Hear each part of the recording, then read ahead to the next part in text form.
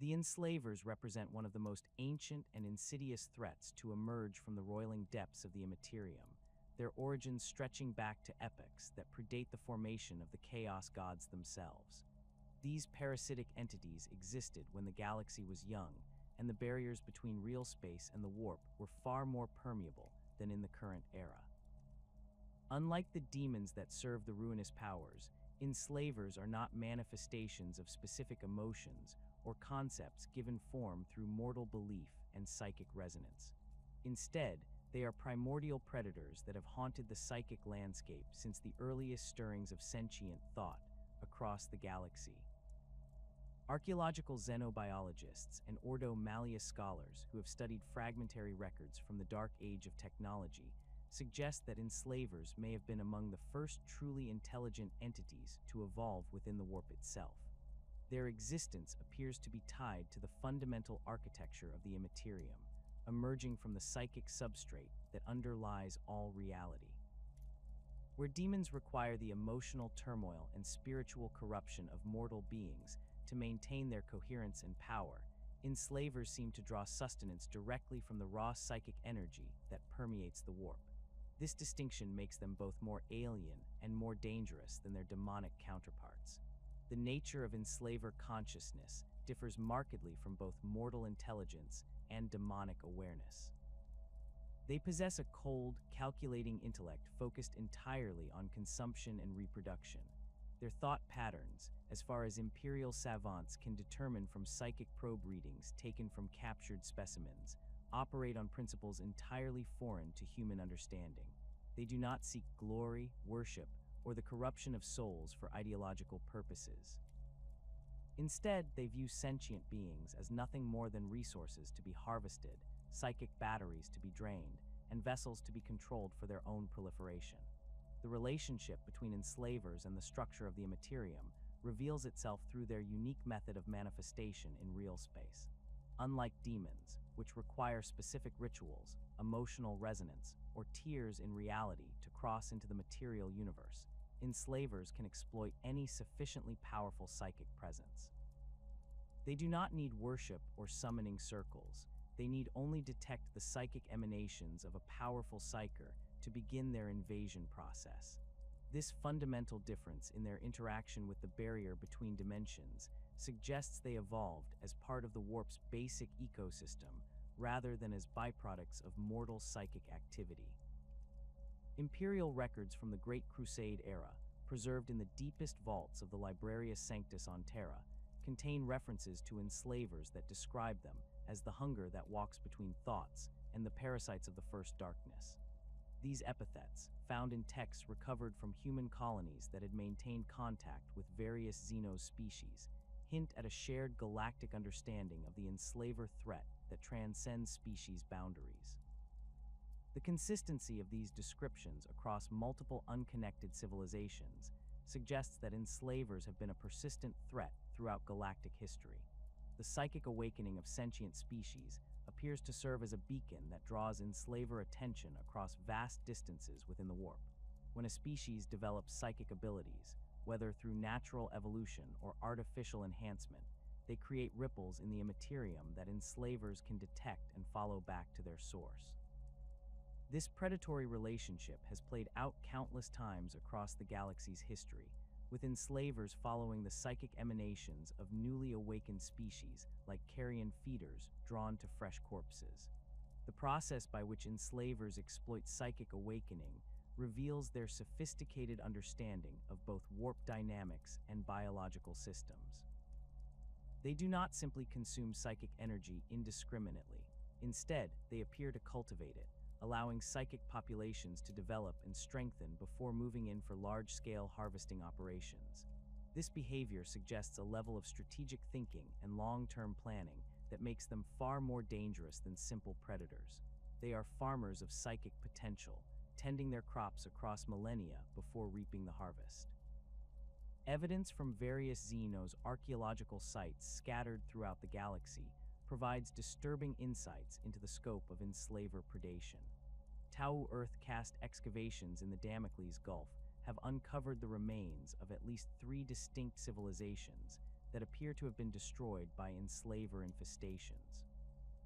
The sites show characteristic signs of Enslaver activity: massive psychic resonance scarring in crystalline structures, the presence of exotic matter consistent with warp intrusion, and most tellingly, the complete absence of any remains that show signs of psychic development. Eldar farseers, when pressed by inquisitorial interrogators during rare diplomatic encounters, have acknowledged that their own records speak of the hunger from beyond that consumed entire sectors during the height of their empire's expansion. These accounts, filtered through layers of Eldar mysticism and metaphor, describe worlds where psychically gifted populations simply vanished overnight, leaving behind only empty cities and the psychic echoes of mass terror. The Eldar texts suggest that Enslavers were responsible for limiting the spread of several promising psychic species that might otherwise have challenged Eldar dominance during their Golden Age. The Necrons' Silent King's archives, accessed through captured data crystals during the Damnos incident, contain references to what their translation protocols render as the Devourers of Thought. These records, dating from the final phases of the war in Heaven, describe Enslaver swarms that followed in the wake of psychic weapons deployment, consuming the psychic fallout from battles between the Old Ones and their creations. The Necron perspective on Enslavers is particularly chilling, as it suggests these entities were present and active during the galaxy's most ancient conflicts, feeding on the psychic carnage of that primordial war. Human archaeological expeditions have uncovered similar evidence on dozens of worlds throughout the Segmentum Solar and beyond. The ruins of the Cathurian Dominion, discovered during the early years of the Great Crusade, show clear signs of Enslaver infestation dating back approximately 15,000 years before the current era. The Cathurians appear to have been a highly advanced human civilization that developed powerful psychic abilities through genetic manipulation and technological enhancement. Their cities bear the characteristic marks of Enslaver occupation: crystalline growths that still emit low-level psychic resonance, architectural modifications that follow no human design principles, and vast underground complexes that seem designed for mass population control rather than habitation. The pattern of Enslaver predation reveals itself through careful analysis of these archaeological sites. Initial infestation typically begins with the targeting of the most powerful psykers in a population, using them as anchor points to establish a foothold in real space. Once established, Enslavers begin the systematic harvesting of psychic potential throughout the population, using their dominated hosts to expand their area of control. The process appears to be methodical and thorough, designed to extract maximum psychic energy while maintaining population stability for as long as possible. Physical evidence from these sites indicates that Enslavers modify their host environments to better suit their needs. They appear to construct or grow specialized structures that amplify psychic resonance, creating feedback loops that increase the psychic output of their controlled populations. These modifications often involve the integration of warp-touched materials into existing architecture, creating hybrid structures that exist partially in both real space and the Immaterium. The resulting constructions defy conventional physics and continue to emit dangerous levels of psychic energy long after the Enslavers themselves have moved on. The temporal scope of Enslaver activity becomes apparent when examining the geological record of affected worlds. Core samples from planets known to have experienced Enslaver infestations show distinct isotopic signatures that correspond to periods of intense warp activity. These signatures appear in geological strata dating back millions of years, suggesting that Enslavers have been active throughout the galaxy's history, rising and falling in cycles that correspond to the ebb and flow of galactic psychic development. Analysis of these geological markers reveals that Enslaver activity tends to increase during periods of widespread psychic awakening and decrease during eras of psychic stagnation or suppression. This pattern suggests that Enslavers are opportunistic predators that exploit periods of psychic abundance while remaining dormant during leaner times. The implications of this cyclical behavior are profound, as it suggests that the current era's increasing psychic activity may be drawing Enslaver attention on a scale not seen since the height of the Eldar Empire. The relationship between enslavers and other warp entities remains poorly understood, but available evidence suggests complex interactions that go beyond simple competition for resources. Some Imperial scholars theorize that enslavers may serve as a regulatory mechanism within the warp's ecosystem, preventing any single psychic species from achieving dominance over the Immaterium. This theory gains support from observations that enslaver activity often increases in regions where demonic presence is weak, as if they fill ecological niches left vacant by the Chaos God's servants. The predatory efficiency of enslavers appears to have improved over the eons, suggesting either evolutionary adaptation or accumulated learning from previous infestations. Modern encounters with enslaver swarms show significantly more sophisticated tactics and coordination than those described in ancient records. They demonstrate an understanding of Imperial military doctrine, Astartes' combat capabilities, and even the operational patterns of the Inquisition. This adaptability makes them increasingly dangerous opponents as they encounter and overcome each new defensive strategy developed against them. The physical manifestation of enslavers in real space presents one of the most disturbing sights recorded in Imperial xenobiological archives. When these entities finally breach the barrier between the Immaterium and material reality, they appear as grotesque amalgamations of organic and psychic matter that defy conventional biological classification. Their primary form resembles a massive jellyfish, with translucent, membranous bodies that pulse with sickly bioluminescent patterns. These patterns shift and flow across their surface like captured aurora, creating hypnotic displays that can entrance unprotected observers and leave them vulnerable to psychic domination. The translucent flesh of an enslaver reveals the horrifying internal structure beneath. Observers equipped with protective psychic wards report seeing networks of neural pathways that branch and twist throughout the creature's body like luminous veins. These pathways carry not blood or lymphatic fluid, but pure psychic energy harvested from their victims. The energy flows in visible currents, creating cascading waves of light that pulse in rhythm with the creature's alien heartbeat. The sight of this internal psychic circulation system has driven more than one Imperial researcher to madness, as the human mind struggles to process the visual representation of raw warp energy flowing through living tissue. The bell-shaped main body of an enslaver can range from the size of a rhino transport to specimens that dwarf Imperial titans. Larger specimens typically indicate more successful infestations, as enslavers appear to grow in proportion to the amount of psychic energy they have consumed. The surface of their bell bears distinctive scarification that resembles circuit patterns or neural networks, though these markings shift and change as the creature moves. These patterns serve as external indicators of the enslaver's psychic capacity and the complexity of its neural dominion network. Trailing beneath the main body, enslavers possess numerous tentacles that serve multiple functions in their predatory life cycle. These appendages vary in thickness from hair-thin filaments to massive muscular structures capable of crushing a space marine in Terminator armor. The smaller tentacles function as sensory organs, constantly tasting the psychic atmosphere for potential hosts. They can detect psychic emanations across vast distances, allowing enslavers to locate targets even when separated by multiple decks of ship armor or kilometers of solid rock. The larger tentacles serve as both weapons and tools for the physical manipulation of their environment and victims. The process of enslaver materialization represents perhaps the most traumatic aspect of their invasion methodology. Unlike demons, which tear through reality or exploit existing warp rifts, enslavers use living psykers as dimensional anchors. The process begins when an enslaver in the warp detects a suitable psychic signature and begins the slow process of establishing a connection.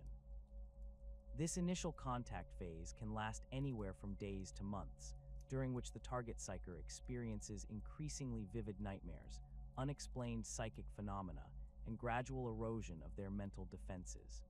During the connection phase, the targeted psyker begins to exhibit physical symptoms that trained observers can recognize as precursors to enslaver manifestation. Their eyes develop a distinctive milky film that reflects light in unnatural ways, creating the impression of looking into clouded water. Their skin takes on a translucent quality, particularly around the temples and forehead, where observers can sometimes see the shadow of alien neural structures beginning to form beneath the surface. The psyker's psychic abilities become erratic and unpredictable, often manifesting in ways that violate their normal patterns of power expression. The final manifestation occurs when the Enslaver achieves sufficient psychic resonance with its chosen host to begin the physical transition. The psyker's cranium begins to expand and distort as the Enslaver's essence pours through the dimensional barrier. Witnesses describe the horrifying sight of the victim's skull becoming translucent, revealing the writhing mass of the Enslaver as it forces itself into real space through the inadequate confines of human anatomy. The process typically takes several hours, during which the psyker remains conscious and aware of what is happening to them, their screams serving as a psychic beacon that attracts other Enslavers to the manifestation site. The biomechanical process of possession involves the Enslaver establishing direct neural interface with its host's brain tissue. Rather than simply overwhelming the psyker's consciousness, Enslavers employ a sophisticated method of neural integration that preserves the host's psychic abilities while subverting their will. The creature extends microscopic neural filaments throughout the host's brain, creating new pathways that bypass the normal decision-making centers of consciousness. These filaments are not merely parasitic, they actively enhance certain aspects of the host's neural function while suppressing others. The burrowing process begins at the moment of manifestation, with the Enslaver's tentacles penetrating the host's cranium through the eye sockets, nasal cavity, and ear canals. The creature's anatomy allows it to compress and reshape itself to fit within the confines of the human skull, though this process invariably results in significant cranial expansion and distortion. X-ray analysis of possessed individuals reveals that the Enslaver's neural mass replaces significant portions of the host's brain tissue, yet somehow maintains the psychic centers necessary for the creature's purposes. Once established within the cranium, the Enslaver begins the process of neural mapping and integration. It sends exploratory filaments throughout the host's nervous system, cataloging neural pathways and identifying the specific structures responsible for psychic ability. The creature demonstrates an intuitive understanding of human neuroanatomy that suggests either evolutionary adaptation to human hosts or access to some form of genetic memory that encompasses multiple species' neural architectures. This process typically takes between 24 and 72 hours, during which the host experiences excruciating pain as their neural pathways are systematically invaded and modified. The establishment of neural dominance occurs through the creation of what imperial neurobiologists term override pathways. These artificial neural connections allow the Enslaver to intercept and redirect the electrical impulses that control voluntary movement, speech, and conscious thought. The host's original personality and memories remain intact but become inaccessible, trapped within their own mind, while the Enslaver operates their body like a sophisticated biological machine. This preservation of the original consciousness appears to be intentional, as the emotional distress of the trapped mind generates additional psychic energy that the Enslaver can harvest. The transformation of possessed psykers into enslaved ones represents the complete subjugation of individual will to the collective consciousness of the Enslaver hive mind. Unlike simple possession, which might allow for occasional resistance or moments of clarity, the enslaved ones exist in a state of absolute neural servitude. Their original personalities become background processes in their own minds, aware of their actions but powerless to influence them. This psychological torture generates a constant stream of psychic energy born from despair, terror, and helplessness that feeds directly into the Enslaver's power reserves. The physical changes that accompany transformation into an enslaved one are both subtle and profound. The victim's eyes lose their original color, becoming uniformly pale and reflective. Their movements acquire an unnatural precision and coordination that betrays the alien intelligence controlling their actions. Most disturbing is the loss of individual mannerisms and personality quirks that make each human unique.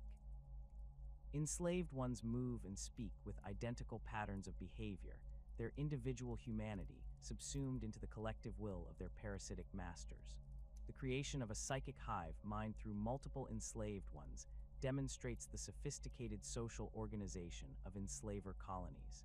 Each possessed individual becomes a node in a vast neural network that spans both real space and the warp. This network allows for instantaneous communication across vast distances and enables complex coordinated actions that would be impossible for individual operators. The hive mind appears to operate on multiple levels simultaneously, with different layers of consciousness handling various aspects of colony management, resource allocation, and strategic planning. The breeding cycle of enslavers reveals their true nature as parasitic organisms optimized for rapid expansion and resource exploitation. Unlike conventional biological reproduction, enslavers propagate through a process that combines psychic energy manipulation with the corruption of host biology. The cycle begins when a mature enslaver has accumulated sufficient psychic energy through the harvesting of multiple hosts. This energy is then concentrated and shaped into what imperial xenobiologists term psychic seeds, concentrated packets of enslaver consciousness that can exist independently in the warp until they locate suitable hosts.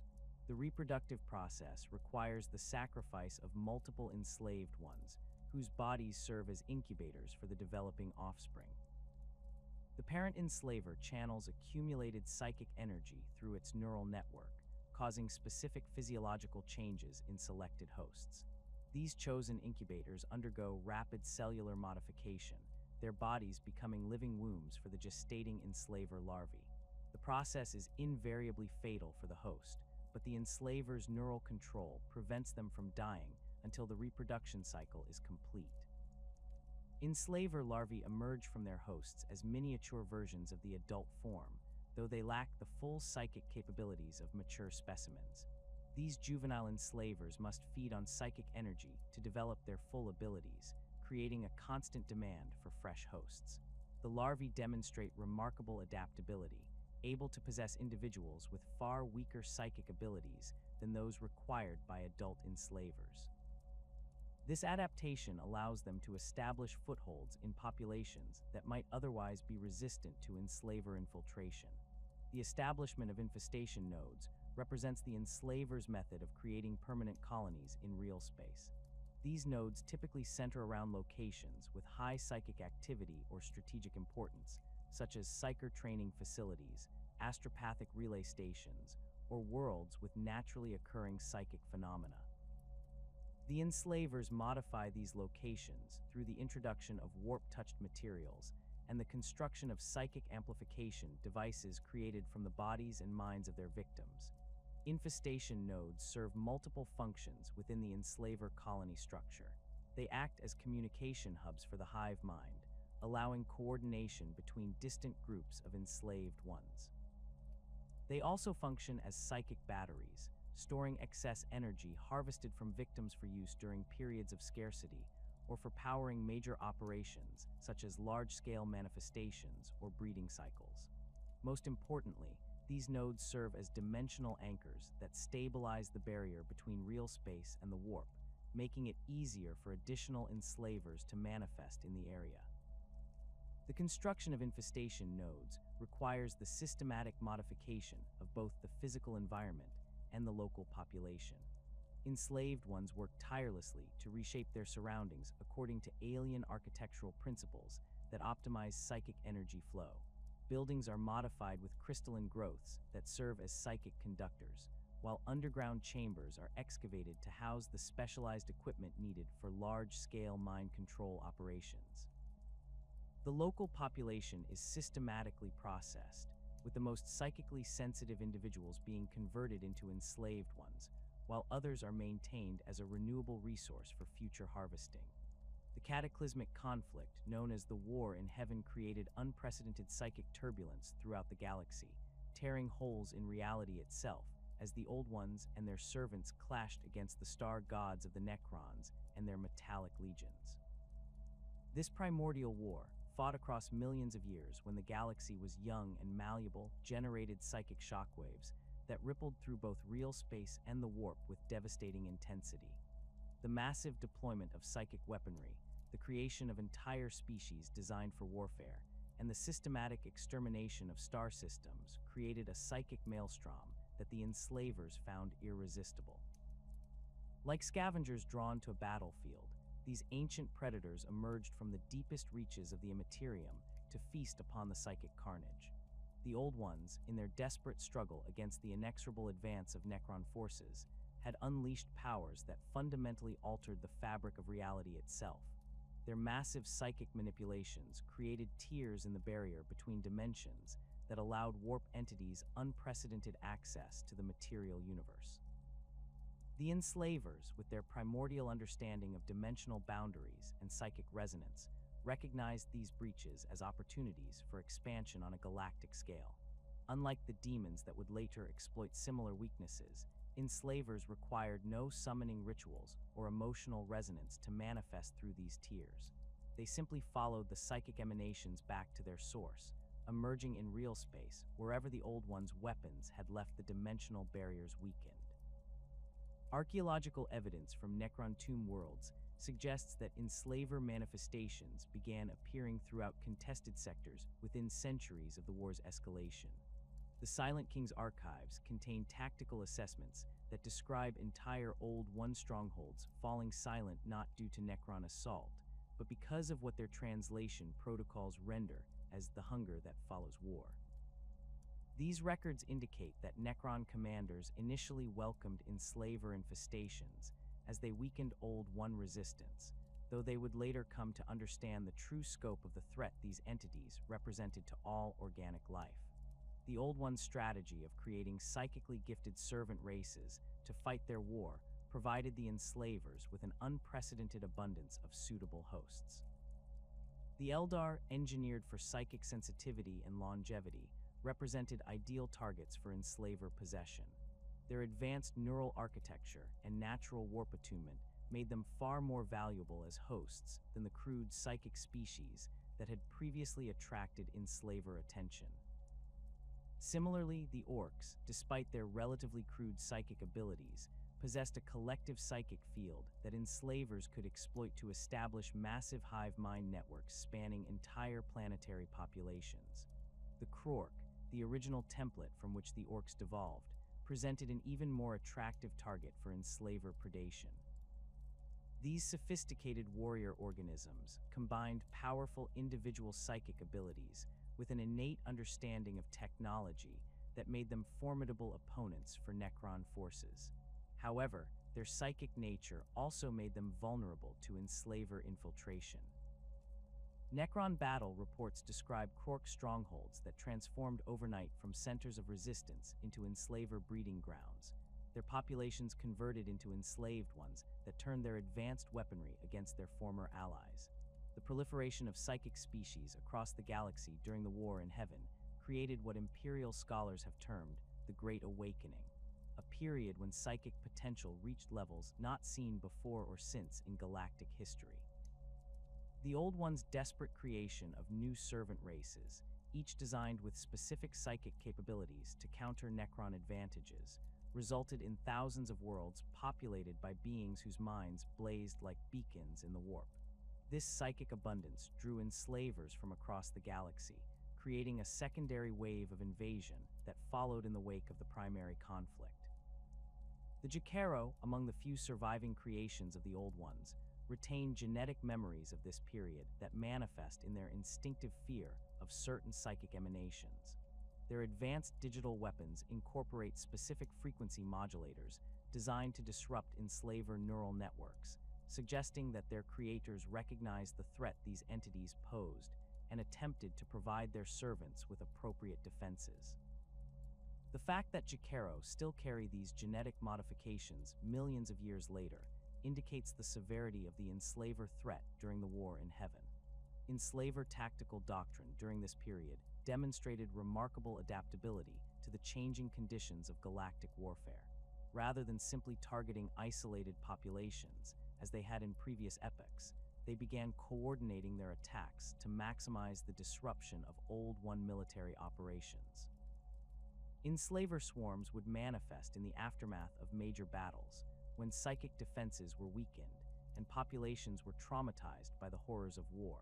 They exploited the psychic wounds left by Necron weapons, using the dimensional instabilities as entry points to establish infestation nodes behind Old One lines. The systematic targeting of Old One command structures reveals the sophisticated intelligence gathering capabilities that Enslavers developed during this period. They demonstrated an understanding of Old One military hierarchy and communication protocols that allowed them to identify and prioritize high-value targets. Psychically gifted Old One commanders and their most powerful servant species became primary objectives for Enslaver infiltration, as their possession could cripple entire sectors of resistance against Necron forces. The creation of what Necron records term puppet sectors illustrates the scale of Enslaver success during the War in Heaven. These were entire regions of space where Old One forces continued to operate according to established patterns, but were actually under complete Enslaver control. The possessed populations maintained their military activities and even continued to engage Necron forces, but their strategic objectives had been subverted to serve Enslaver expansion rather than Old One resistance. This deception allowed Enslavers to establish vast breeding grounds while appearing to maintain the facade of continued Old One control. The impact of Enslaver infestation on Old One logistics networks proved devastating to their war effort. The Old Ones relied heavily on psychic communication and transportation systems that required large numbers of psychically gifted operators. As Enslavers systematically targeted these operators, converting them into enslaved ones, the Old Ones found themselves increasingly unable to coordinate their forces across the vast distances of galactic warfare. Supply lines collapsed, reinforcements failed to arrive at critical battles, and entire fleets found themselves stranded in hostile territory without psychic navigation support.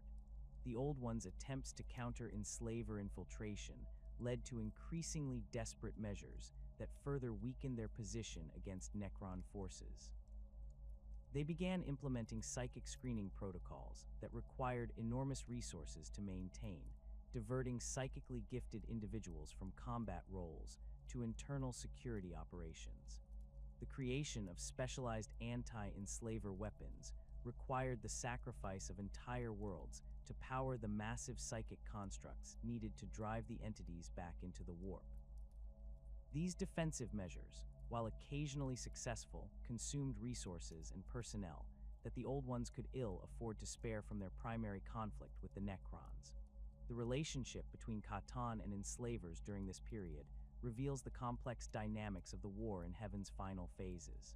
The Star Gods, with their fundamental hatred of warp entities and all things psychic, recognized Enslavers as a threat that transcended the immediate conflict with the Old Ones. Unlike the Necrons, who initially viewed Enslaver infestations as beneficial to their cause, the Catan understood that these entities posed a long-term threat to all forms of organized civilization.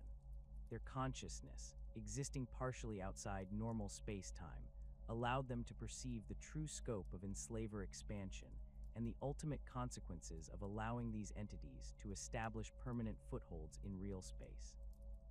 The Void Dragon, before its imprisonment on Mars, directed specific Necron forces to engage Enslaver concentrations, even when doing so provided no immediate tactical advantage against Old One positions. These operations, initially questioned by Necron commanders as wasteful diversions from the primary war effort, represented the Catan's understanding that Enslavers posed an existential threat to their long-term plans for galactic domination. The Star God's vision of a galaxy populated by immortal mechanical servants would be impossible to achieve if Enslavers consumed all psychic life before the Necrons could complete their harvest of organic civilizations. The Nightbringers' campaigns against Enslaver-controlled worlds during the war's final centuries demonstrate the Catan's growing awareness of the threat these entities represented. Unlike typical Necron operations, which focused on the systematic extermination of organic life, these campaigns employed specialized weapons designed specifically to sever the connection between enslaver consciousness and their hosts. The technology required for these operations represented a significant diversion of Catan attention and resources from the primary conflict, indicating the priority they placed on containing enslaver expansion. The development of anti-psychic technologies by Necron forces during this period reflects Catan influence on their strategic priorities. Weapons that could disrupt psychic fields and sever warp connections became standard equipment for Necron units operating in sectors with known enslaver activity. The famous gloom prisms that crown many Necron vehicles trace their origins to this period, when the need to combat enslaver influence drove rapid innovation in anti-psychic warfare. These technologies would later prove crucial in the Catan's own enslavement by their Necron servants, though that irony would not become apparent until millions of years later. The systematic documentation of enslaver behavior patterns by Necron forces provides the most comprehensive records of these entities' capabilities during their period of greatest expansion. Unlike organic species, which typically succumb to enslaver domination before they could compile useful intelligence, Necron observers remained immune to psychic influence and could study enslaver operations with scientific detachment. Their reports describe breeding cycles that could produce thousands of offspring from a single mature specimen, infestation techniques that could convert entire planetary populations within standard years, and hive mind coordination that spanned multiple star systems. The emergence of hybrid Old One enslaver technologies during the war's final phases represents perhaps the most disturbing development of this period. Some Old One enclaves, faced with imminent destruction by Necron forces, attempted to harness enslaver capabilities for their own purposes. These experiments in controlled parasitism resulted in weapons that combined Old One psychic mastery with enslaver neural domination techniques. The resulting constructs could override the consciousness of enemy forces, turning Necron warriors against their own commanders and creating chaos within previously disciplined military formations. The failure of these hybrid technologies ultimately contributed to the Old One's final defeat, as the Enslavers proved impossible to control once they had established footholds within Old One research facilities. The entities systematically subverted the scientists and technicians working on these projects, using their knowledge of Old One technology to enhance their own capabilities. Facilities that had been intended to produce weapons against the Necrons instead became breeding grounds for enhanced enslaver variants that possessed unprecedented understanding of advanced technology and military tactics. The collapse of Old One civilization during the war in Heaven's final phases occurred not through a single decisive defeat, but through the systematic erosion of their power base by multiple threats operating simultaneously. While Necron forces pressed their advantage on traditional battlefields, Enslavers consumed the psychic infrastructure that supported Old One military operations. The combination of external pressure from Necron armies and internal subversion by Enslaver infiltration created a cascade failure that no amount of Old One technological superiority could overcome. The final Old One strongholds fell not to Necron assault, but to internal collapse as Enslaver infestations reached critical mass within their populations. Worlds that had resisted Necron siege for centuries succumbed within months, once Enslavers established breeding colonies within their psychic defense networks. The Old One's greatest strength, their mastery of psychic power, became their fatal weakness as Enslavers exploited the very abilities that had made them masters of the galaxy. The catastrophic psychic awakening that swept through human space during the 25th through 30th millennia created conditions that proved irresistible to enslaver predators lurking in the deepest reaches of the warp. This period, known to imperial historians as the Age of Strife, witnessed humanity's first widespread emergence of psychic abilities, coinciding with the birth pangs of Slaanesh in the Eldar Empire's death throes. The psychic turbulence generated by millions of human minds suddenly blazing with untrained power created a beacon that drew enslaver attention across vast distances within the Immaterium. What began as isolated manifestations on frontier worlds rapidly escalated into a plague of possession that consumed entire sectors of human space. The initial outbreaks occurred on worlds where human populations had achieved the highest concentrations of psychic talent through genetic manipulation or natural evolution. The Terran Federation's advanced colonies, particularly those involved in psychic research programs during the Dark Age of technology, became primary targets for Enslaver infiltration. These worlds possessed sophisticated populations with powerful but largely untrained psychic abilities, making them ideal breeding grounds for entities that required psychic energy to sustain their manifestation in real space. The irony was not lost on later imperial scholars that humanity's greatest achievements in psychic development became the very vulnerabilities that enslavers exploited most effectively. The Cathurian Dominion, a confederation of 12 worlds in what would later become the Segmentum Solar, experienced the first documented large-scale enslaver infestation of the Age of Strife. Archaeological evidence recovered during the Great Crusade reveals that the Cathurians had developed psychic abilities through careful genetic engineering, creating a population where nearly 40% possessed some degree of psychic sensitivity. Their capital world of Kythera Prime maintained detailed records of the infestation's progression, documents that survived in crystalline storage matrices deep beneath the planet's surface. The Cathurian records describe the initial phase of enslaver infiltration as a period of increasing psychic instability among their most gifted individuals. Prominent psychic researchers and government officials began experiencing shared nightmares featuring vast jellyfish-like entities drifting through spaces that existed between thoughts. These visions, initially dismissed as stress-related phenomena or side effects of experimental psychic enhancement procedures, gradually became more vivid and intrusive.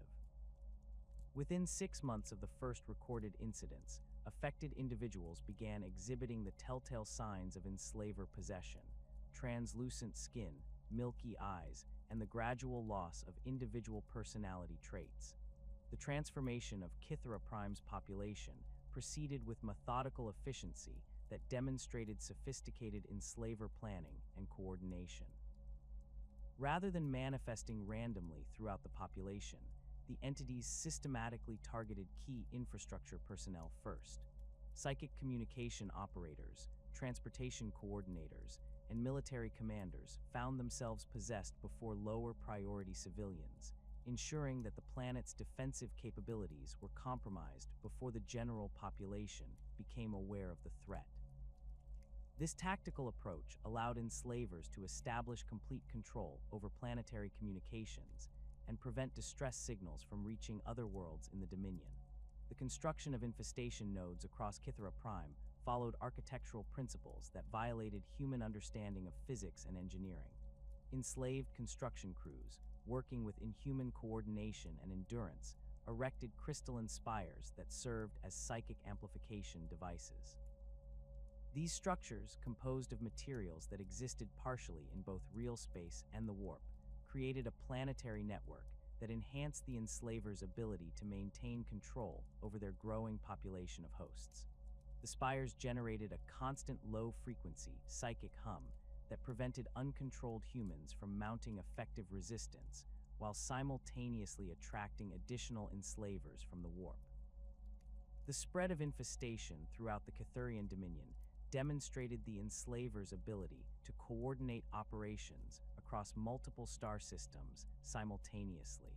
Within 2 years of the initial outbreak on Kythera Prime, similar manifestations began appearing on the Dominion's other worlds. The pattern remained consistent: targeting of psychically gifted individuals, systematic subversion of planetary infrastructure, and the construction of amplification networks that transformed entire worlds into breeding grounds for additional enslaver spawn. The Dominion's advanced transportation network, which relied heavily on psychic navigation and communication, became a vector for spreading the infestation rather than a means of coordinating defense. The final collapse of the Cathurian Dominion occurred when enslaver-controlled fleets began attacking worlds that had not yet fallen to infestation. These assaults differed markedly from conventional military operations, as the attackers showed no interest in territorial conquest or resource extraction. Instead, they focused exclusively on capturing psychically sensitive individuals while systematically exterminating those with little or no psychic potential. The efficiency of these operations suggested that enslavers possessed detailed intelligence about the psychic capabilities of target populations, information they could only have obtained through extensive infiltration and surveillance operations. Similar patterns of infestation emerged across human space as the age of strife progressed and psychic awakening accelerated. The Moravian League, a collection of mining worlds in the galactic north, fell to enslaver swarms that exploited the psychic abilities of their worker populations. These worlds had developed limited psychic talents as an adaptation to the dangerous working conditions in their deep core mining operations, where conventional communication methods proved inadequate.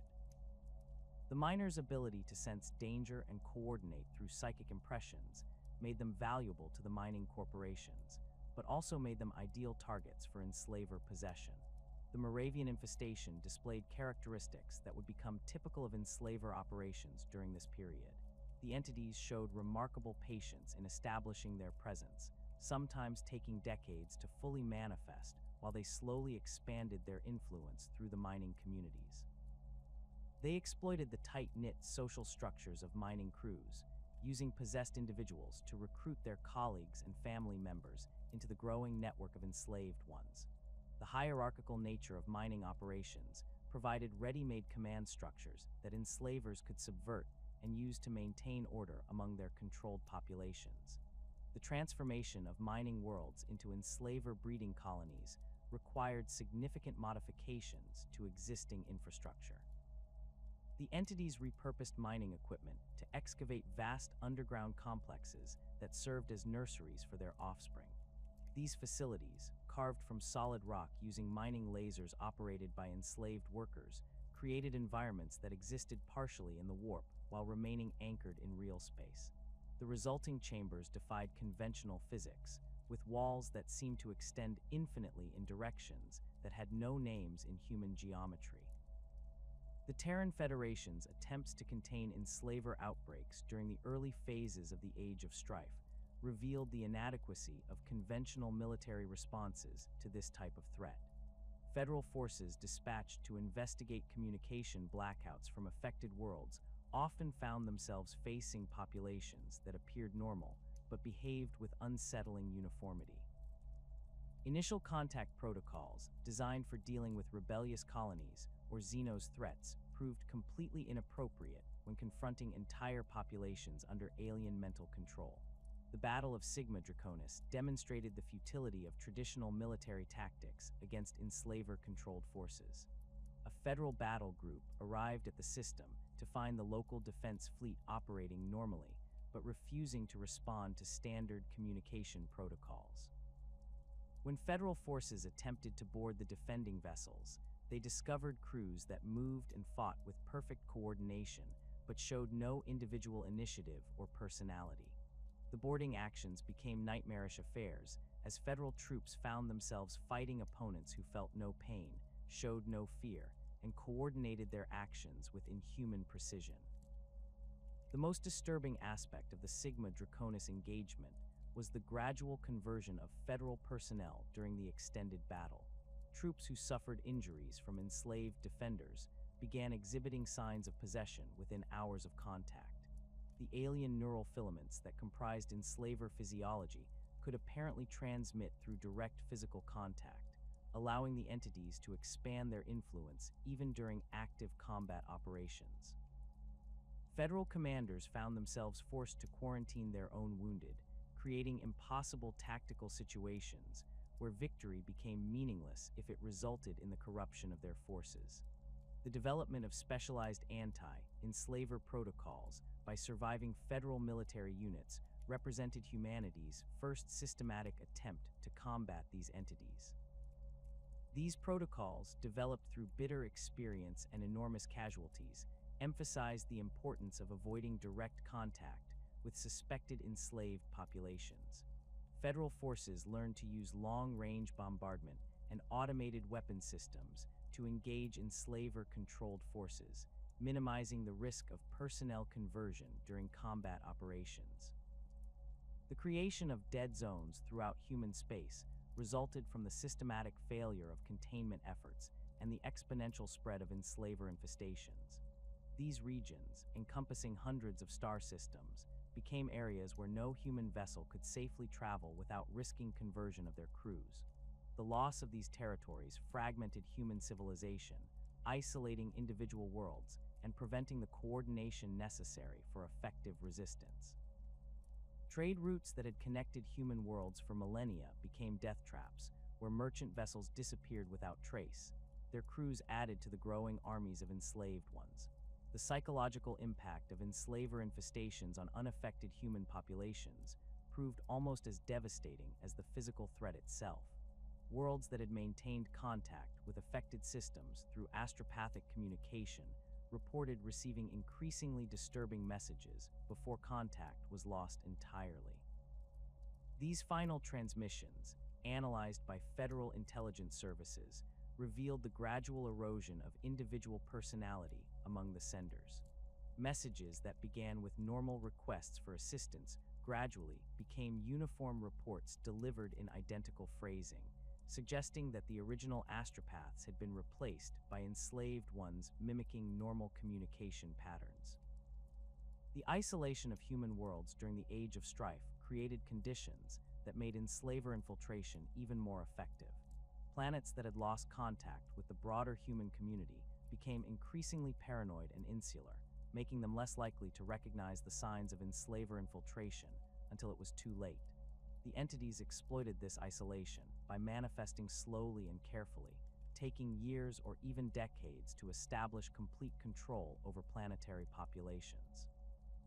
By the time neighboring worlds realized what had happened, the affected planets had become fully operational Enslaver breeding colonies. The birth of Slaanesh during the final centuries of the Age of Strife created additional complications for human worlds already struggling against Enslaver infiltration. The psychic shockwave generated by the new Chaos God's emergence in the warp disrupted existing psychic phenomena throughout the galaxy, including the neural networks that Enslavers used to maintain control over their host populations. Some worlds experienced temporary liberation as Enslaver control systems collapsed under the psychic turbulence, but these respites proved brief as the entities quickly adapted to the changed conditions in the warp. The emergence of the Emperor's forces during the unification wars on Terra marked the beginning of humanity's first effective response to the Enslaver threat. The Emperor's understanding of psychic phenomena and warp entities allowed him to develop strategies and technologies specifically designed to combat these ancient predators. The Thunder Warriors, enhanced with psychic resistance modifications, proved capable of engaging enslaved forces without succumbing to conversion during combat operations. The Great Crusade's encounter with Enslaver-infested worlds required the development of entirely new military doctrines and specialized equipment. Imperial forces learned to identify the signs of Enslaver presence from orbital reconnaissance, looking for the characteristic crystalline structures and architectural modifications that marked infestation sites. The discovery of these indicators triggered specific protocols that emphasized long-range engagement and the complete sterilization of affected areas. The purification of Kithara Prime during the early years of the Great Crusade demonstrated the Emperor's systematic approach to dealing with Enslaver infestations. Rather than attempting to liberate the enslaved population, Imperial forces employed cyclonic torpedoes to eliminate the planetary biosphere entirely. This extreme measure, while ensuring the complete destruction of the Enslaver colony, also represented the loss of valuable archaeological sites and potential intelligence about Enslaver capabilities and weaknesses. The development of anti-psychic warfare techniques by Imperial forces drew heavily on knowledge recovered from Dark Age of technology archives and the Emperor's personal understanding of warp phenomena. Specialized weapons that could disrupt psychic fields and sever the connection between Enslaver consciousness and their hosts became standard equipment for Astartes forces operating in sectors with known infestation risks. The effectiveness of these weapons varied considerably depending on the maturity and strength of individual enslaver specimens, with older and more powerful entities proving remarkably resistant to conventional anti-psychic attacks. The establishment of quarantine protocols for worlds suspected of enslaver infiltration became a cornerstone of imperial expansion strategy during the Great Crusade. These protocols required extensive orbital reconnaissance and the deployment of specialized detection equipment before any imperial personnel were permitted to make planetfall. The discovery of enslaver presence triggered immediate implementation of exterminatus protocols, reflecting the imperial understanding that these entities posed an existential threat to human civilization that justified the most extreme responses. The systematic methodology employed by enslavers in their conquest of psychically active populations follows a predictable pattern that has remained consistent across millennia of observation. This operational framework, refined through countless successful infestations, demonstrates the sophisticated intelligence behind what might otherwise appear to be simple predatory behavior.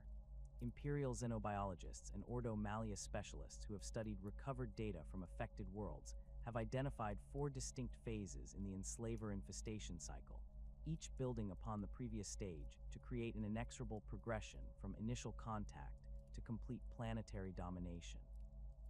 The initial infiltration phase begins long before any physical manifestation occurs in real space. Enslavers possess an extraordinary ability to detect psychic emanations across vast distances within the warp, using these signatures as navigation beacons to locate potential target populations.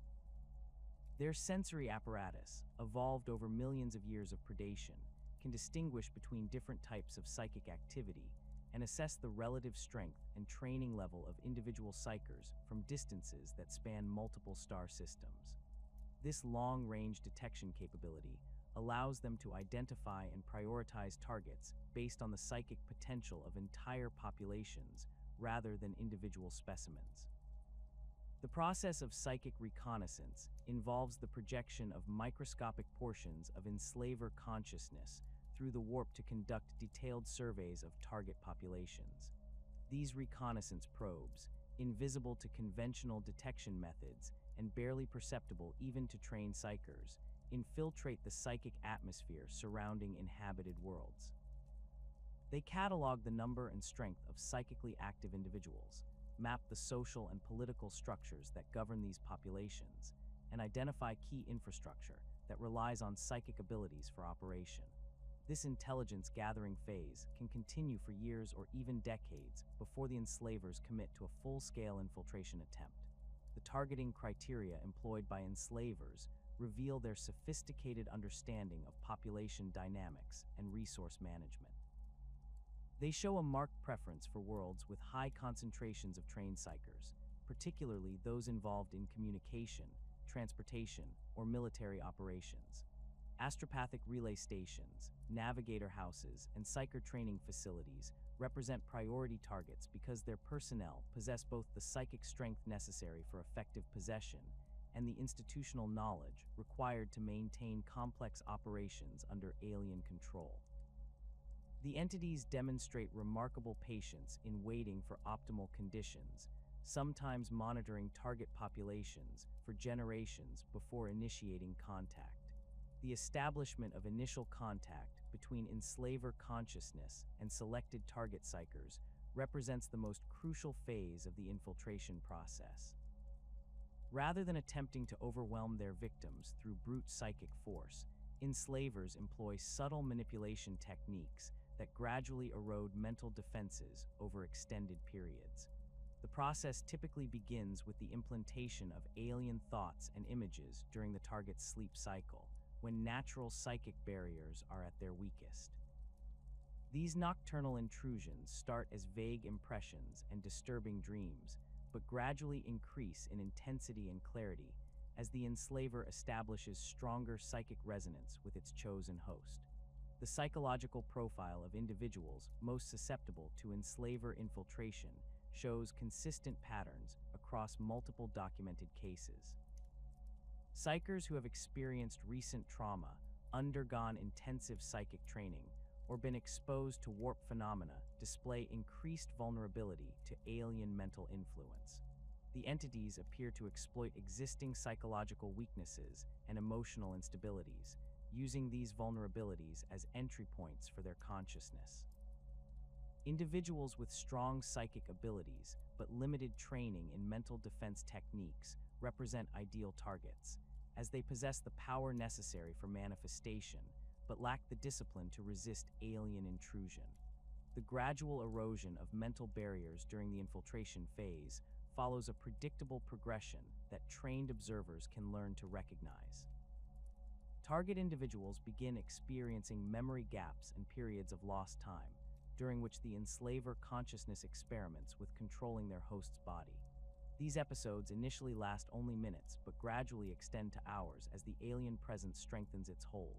The psyker's personality begins to shift subtly, with friends and colleagues noting changes in speech patterns, behavioral preferences, and emotional responses that seem inconsistent with their established character.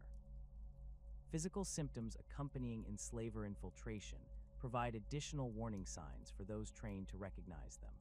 The target's eyes develop a distinctive glassy appearance, with pupils that respond abnormally to light and seem to track movement that others cannot perceive. Their skin takes on a translucent quality, particularly around the temples and forehead, where careful observation can sometimes reveal the shadow of alien neural structures beginning to form beneath the surface. These physical changes progress slowly enough that they often go unnoticed by casual observers, allowing the infiltration to proceed undetected until it reaches critical stages. The establishment of beachheads through the possession of key psykers represents the transition from covert infiltration to active infestation. Once enslavers have successfully established control over their initial targets, they begin the systematic expansion of their influence through the careful selection and conversion of additional hosts. This process demonstrates remarkable strategic thinking, as the entities prioritize targets based on their potential to facilitate further expansion rather than simply selecting the most powerful psykers available. Military commanders, government officials, and infrastructure operators receive priority attention because their positions provide access to resources and personnel that can accelerate the infestation process. The conversion of authority figures creates cascading effects throughout the target population that the enslavers exploit with ruthless efficiency. A possessed military commander can reassign personnel to facilitate the capture of additional psykers, while an infiltrated government official can modify security protocols to prevent the detection of alien activity. The entities demonstrate sophisticated understanding of human organizational structures, using their knowledge to identify and exploit the chain of command relationships that govern military and civilian institutions. This institutional knowledge appears to be acquired through the memories and experiences of their hosts, suggesting that enslavers can access and process human cognitive patterns with remarkable thoroughness. The selection of secondary targets follows criteria that maximize the expansion potential of the growing infestation network. Enslavers show particular interest in psykers who maintain regular contact with off-world personnel, as these individuals provide opportunities to spread the infestation beyond the initial target population. Astropaths, Vox operators, and transportation coordinators become priority targets because their professional duties require them to interact with personnel from other worlds and installations. The entities demonstrate patience in cultivating these connections, sometimes maintaining normal operational patterns for months while they position themselves to exploit interplanetary communication and transportation networks. The construction of neural interface networks among possessed individuals represents one of the most sophisticated aspects of Enslaver methodology. Rather than operating as independent agents, enslaved ones become nodes in a vast psychic network that allows for instantaneous communication and coordination across vast distances. This hive mind structure operates on multiple levels simultaneously, with different layers of consciousness handling various aspects of colony management, resource allocation, and strategic planning. The network's complexity increases exponentially with each new addition, creating emergent capabilities that exceed the sum of individual components. The exponential expansion phase begins when enslavers have established sufficient control over key personnel to begin large-scale conversion operations. This phase is characterized by a dramatic acceleration in the rate of new possessions, as the entities leverage their growing network of enslaved ones to capture and process additional psykers. The systematic nature of this expansion demonstrates careful planning and resource management, with different groups of possessed individuals assigned specific roles in the capture, transport, and conversion of new hosts. The efficiency of these operations increases dramatically as the infestation network grows, creating a feedback loop that drives exponential growth in the enslaver population. The development of specialized conversion facilities represents a significant evolution in enslaver methodology compared to their ancient predatory patterns. Rather than simply possessing individuals wherever they encounter them, modern enslaver infestations involve the construction of dedicated processing centers where captured psykers undergo systematic conversion. These facilities, typically established in secure locations with limited access, allow for the careful management of the possession process and the optimization of host compatibility. The entities demonstrate remarkable adaptability in repurposing existing structures for these purposes, converting everything from medical facilities to industrial complexes into conversion centers. The processing of captured psykers within these facilities follows standardized procedures that maximize success rates while minimizing resource expenditure. Subjects undergo psychological conditioning designed to weaken their mental defenses and prepare them for alien possession. This conditioning involves exposure to psychic emanations that disrupt normal thought patterns and create states of heightened suggestibility. The process typically takes several days to complete, during which the subject experiences a gradual dissolution of individual identity and increasing susceptibility to external mental influence. The physical aspects of the conversion process involve the surgical implantation of enslaver neural filaments into the subject's brain tissue. These procedures, performed by possessed medical personnel with inhuman precision, require the careful mapping of neural pathways to ensure optimal integration between alien and human consciousness. The operations are conducted without anesthesia, as the subject's pain responses provide valuable feedback about the success of the neural integration process. The resulting hybrid consciousness retains access to the host's memories and skills while operating under complete enslaver control. The cascading network effects created by exponential expansion allow enslavers to achieve planetary dominance with remarkable speed once they reach critical mass. The growing population of enslaved ones provides increasing resources for the capture and conversion of additional hosts, while the expanding neural network enhances coordination and operational efficiency. This positive feedback loop can transform a limited infestation into planetary conquest within months once the expansion phase reaches full momentum. The mathematical progression of this growth pattern makes early detection and intervention crucial for preventing complete population conversion. The coordination of multiple conversion operations across different geographic regions demonstrates the sophisticated command and control capabilities of mature enslaver networks. Rather than expanding randomly from initial infestation sites, the entities establish multiple conversion centers that operate simultaneously across the target world. This distributed approach prevents the concentration of resistance forces and ensures that the infestation continues even if individual facilities are discovered and destroyed. The level of coordination required for these operations indicates a central intelligence that can process vast amounts of information and make strategic decisions in real time.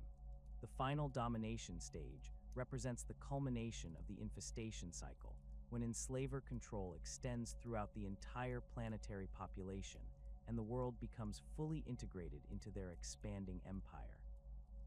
This phase is characterized by the systematic transformation of planetary infrastructure to serve enslaver needs and the establishment of breeding facilities for the production of new enslaver offspring.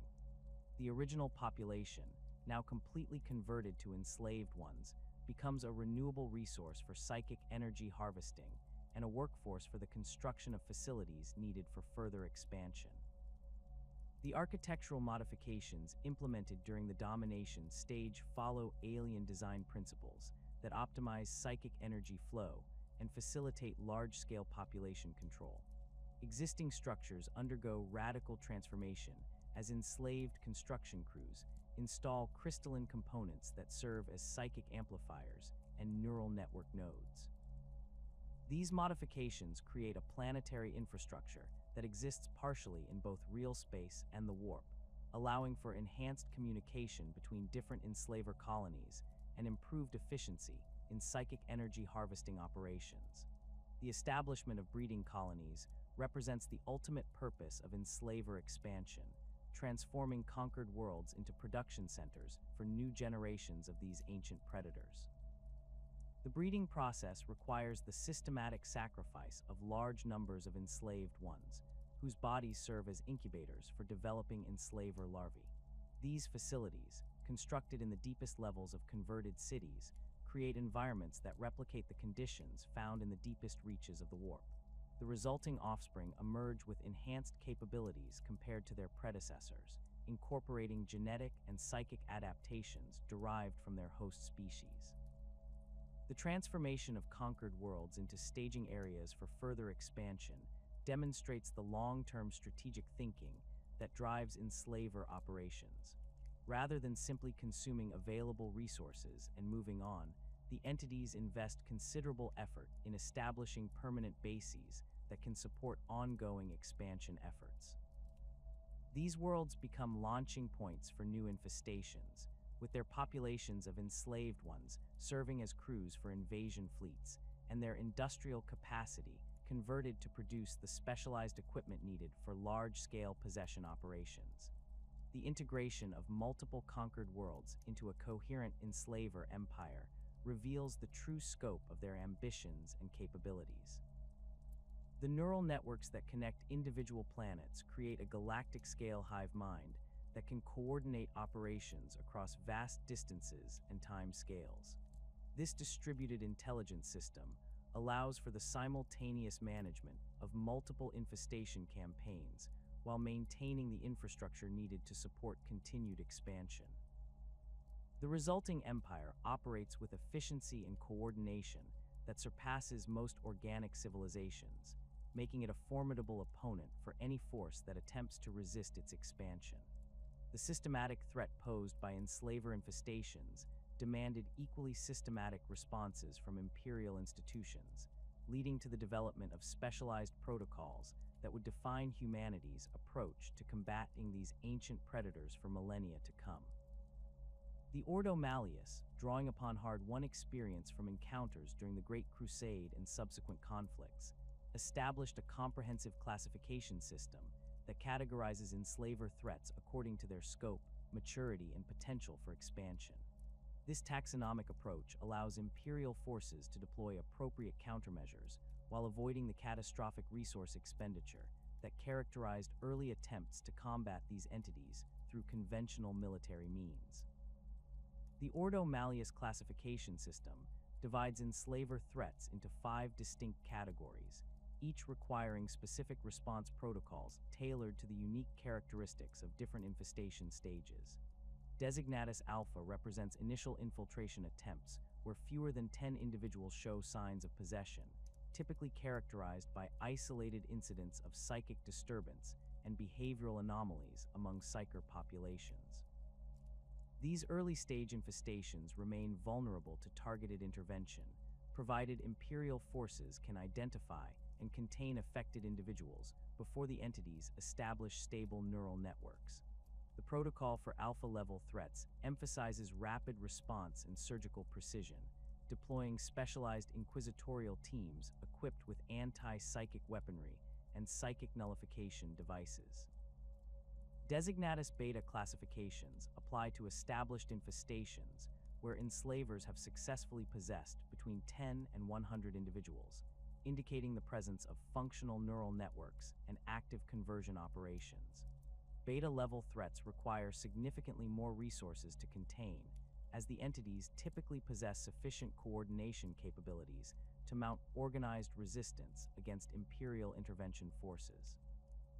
The interconnected nature of possessed individuals at this stage makes selective elimination extremely difficult, often requiring the deployment of entire companies of specialized troops equipped with area-effect psychic disruptors and heavy flamers designed to prevent the spread of neural filaments through direct contact.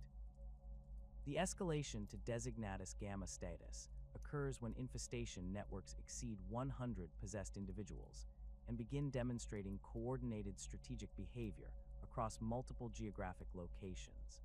Gamma-level threats represent the threshold beyond which conventional containment becomes extremely difficult, as the Enslaver hive mind achieves sufficient complexity to adapt its tactics in real time and coordinate multiple simultaneous operations.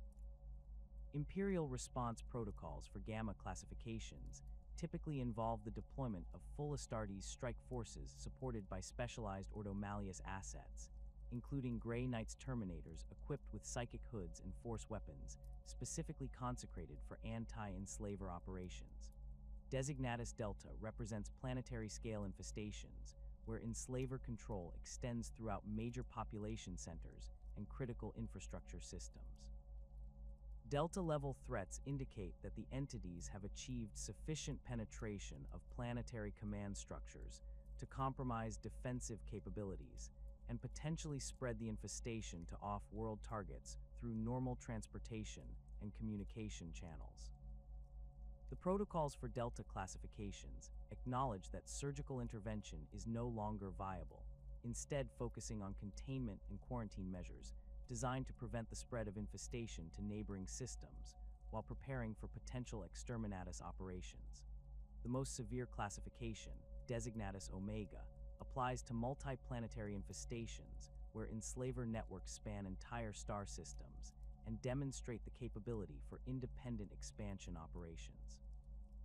Omega-level threats represent existential dangers to entire sectors, requiring coordinated responses from multiple Imperial institutions and the potential deployment of entire Space Marine chapters. The protocols governing Omega classifications grant Inquisitors extraordinary authority to requisition resources and implement extreme measures, including the systematic sterilization of entire star systems to prevent further Enslaver expansion. The development of specific identification protocols reflects decades of bitter experience with Enslaver infiltration techniques and the entity's sophisticated methods of concealing their presence within human populations. Imperial forces learned through costly failures that conventional interrogation methods prove ineffective against possessed individuals, as Enslavers can perfectly mimic the speech patterns, memories, and behavioral quirks of their hosts. The entity's access to their victims' complete psychological profiles makes traditional verification procedures useless, requiring the development of specialized detection techniques based on psychic resonance patterns rather than behavioral analysis. The Psychic Resonance Detection Array, developed by the Adeptus Mechanicus in collaboration with ordo-malleus specialists, represents the primary tool for identifying Enslaver infiltration in its early stages. These devices measure the subtle fluctuations in local psychic fields that occur when alien consciousness interfaces with human neural patterns. The technology requires extensive calibration for each deployment, as background psychic activity varies significantly between different worlds and populations. Trained operators can distinguish between normal psychic emanations and the distinctive harmonic distortions created by Enslaver neural networks, though the process requires considerable expertise and specialized equipment. The implementation of mandatory psychic screening protocols for high-risk populations reflects the Imperial understanding that prevention remains far more effective than treatment when dealing with Enslaver threats. Personnel assigned to critical positions within astropathic facilities, navigator houses, and psyker training institutions undergo regular screening using portable resonance detectors and standardized psychic probe techniques. These examinations focus on detecting the early warning signs of alien mental influence, including subtle changes in psychic signature patterns and the presence of foreign neural pathways within the subject's consciousness. The development of psychic isolation chambers represents one of the most significant advances in Enslaver containment technology. These specialized facilities, constructed with psychically inert materials and equipped with powerful null field generators, create environments where possessed individuals cannot maintain contact with the broader Enslaver hive mind. The isolation disrupts the neural networks that allow Enslavers to coordinate their activities and share information between different hosts, effectively reducing possessed individuals to isolated nodes that can be studied and potentially neutralized without risking further contamination. The standardization of containment procedures across imperial institutions ensures consistent responses to Enslaver threats regardless of which organization first encounters the infestation. These protocols emphasize the importance of immediate isolation and the prevention of physical contact between suspected possessed individuals and uncontaminated personnel.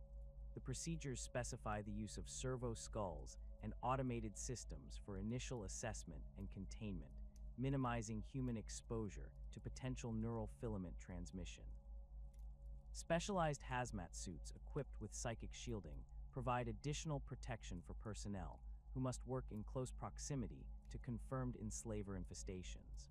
The Grey Knight's role in combating Enslaver incursions stems from their unique combination of psychic abilities and incorruptible nature, making them ideally suited for operations against entities that exploit psychic vulnerabilities in conventional forces. Their extensive training in anti-demonic warfare translates effectively to Enslaver combat, though the specific nature of these ancient predators requires specialized tactics and equipment modifications.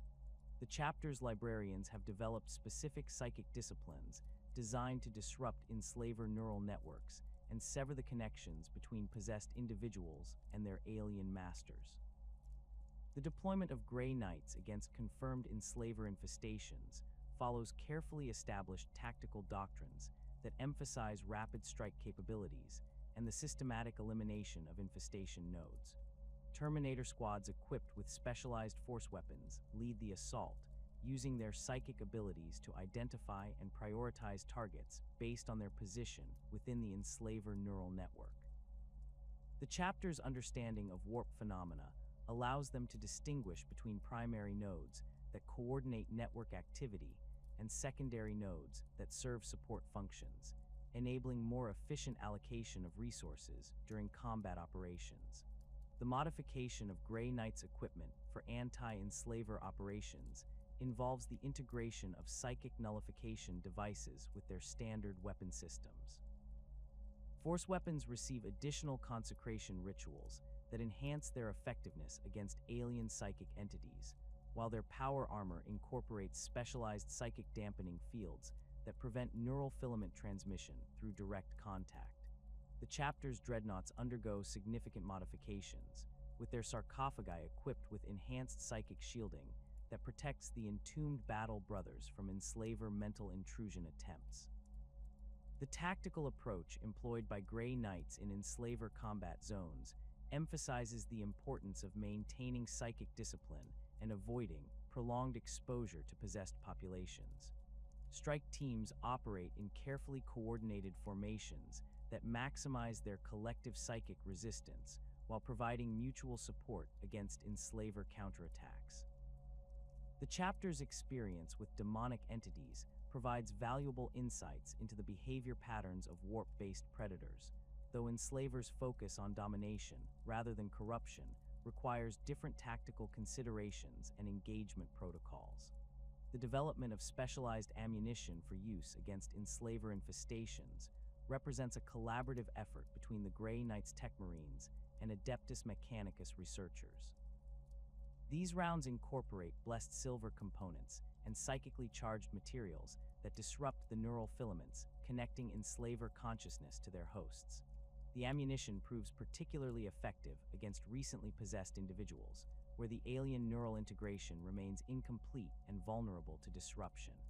However, mature possessions with fully established neural networks require more direct intervention through close combat with consecrated force weapons.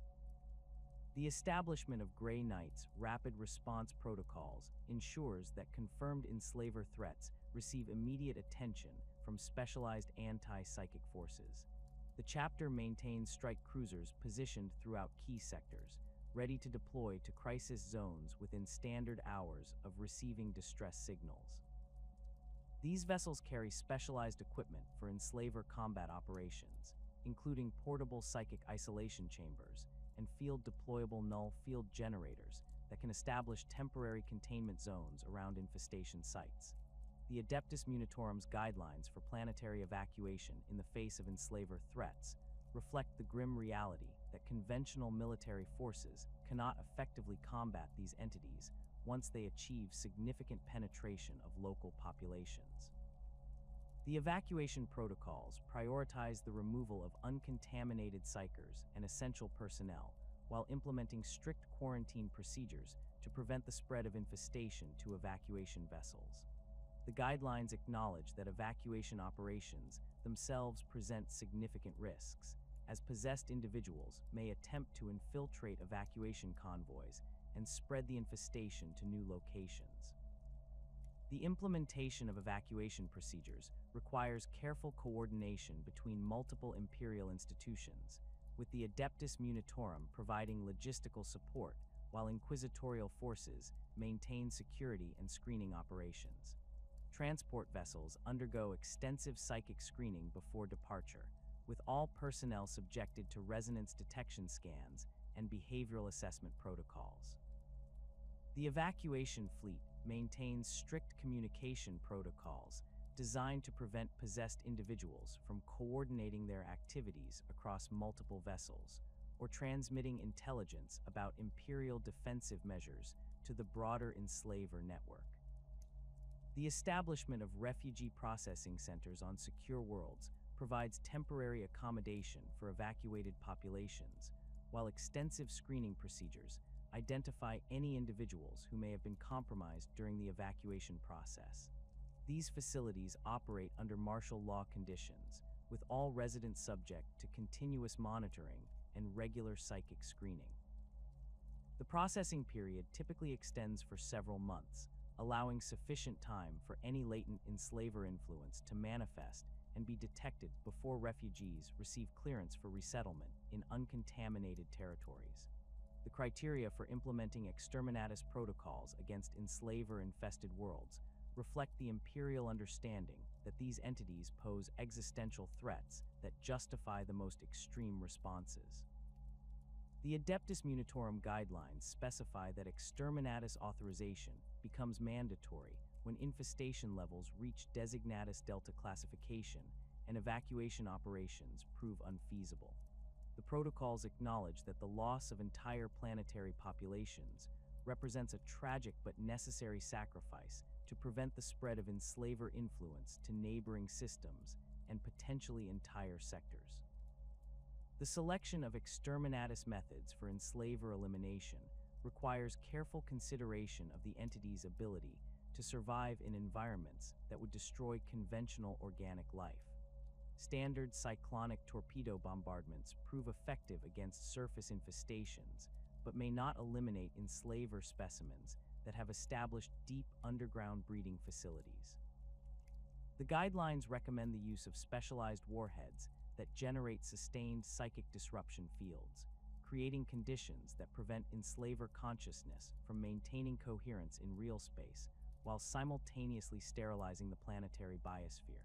The post-exterminatus monitoring protocols ensure that sterilized worlds remain free of Enslaver presence for extended periods before being considered safe for recolonization. These procedures involve regular psychic resonance scans conducted by specialized survey vessels equipped with long-range detection arrays. The monitoring period typically extends for at least one standard century, allowing sufficient time to detect any surviving Enslaver specimens that may have endured the sterilization process in dormant states within deep planetary structures. The Scholastica Psychona's screening procedures represent the first line of defense against enslaver infiltration within the Imperium's psychic institutions. These protocols focus on the early detection of alien mental influence among psyker populations before full possession occurs, when intervention remains possible through medical and psychic treatment. The screening process involves regular psychic examinations conducted by trained specialists who can identify the subtle changes in mental patterns that indicate enslaver infiltration attempts. The development of standardized assessment techniques allows Scholastica Psychona instructors to monitor large populations of psyker students for signs of alien influence without requiring extensive specialized training for each examiner. These techniques focus on measurable changes in psychic resonance patterns and behavioral indicators that remain consistent across different types of enslaver infiltration attempts. The assessment protocols include both active psychic probing and passive observation methods, providing multiple layers of detection that increase the likelihood of identifying compromised individuals before they can spread the infestation to their peers. The tragic necessity of eliminating compromised psykers before full possession occurs represents one of the most difficult aspects of Imperial anti-enslaver protocols. The Scholastica Psychona guidelines acknowledge that individuals showing advanced signs of enslaver infiltration cannot be saved through conventional treatment methods, requiring immediate termination to prevent the establishment of infestation nodes within psyker training facilities. These elimination procedures must be conducted with extreme care to prevent the spread of neural filaments to execution personnel, typically requiring the use of ranged weapons and specialized containment protocols.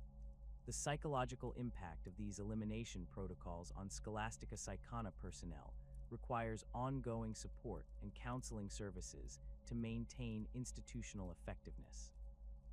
Instructors and administrators who must make life or death decisions about their students often experience significant emotional trauma, particularly when dealing with promising individuals whose potential is lost to alien predation.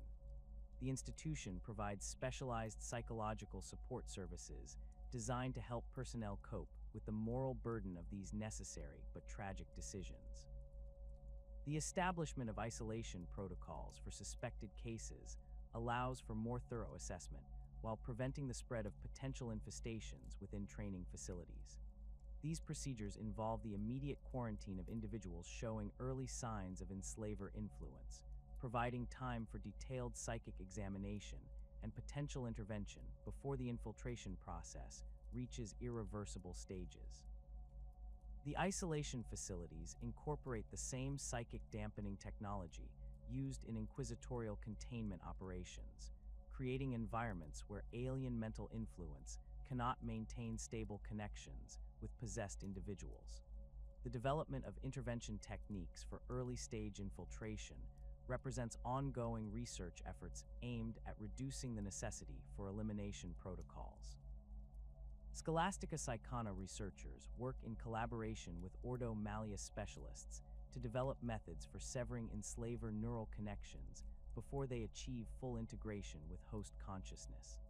These experimental procedures show promise in laboratory conditions, but remain extremely dangerous to implement in field situations, requiring specialized equipment and highly trained personnel who may not be available during crisis situations.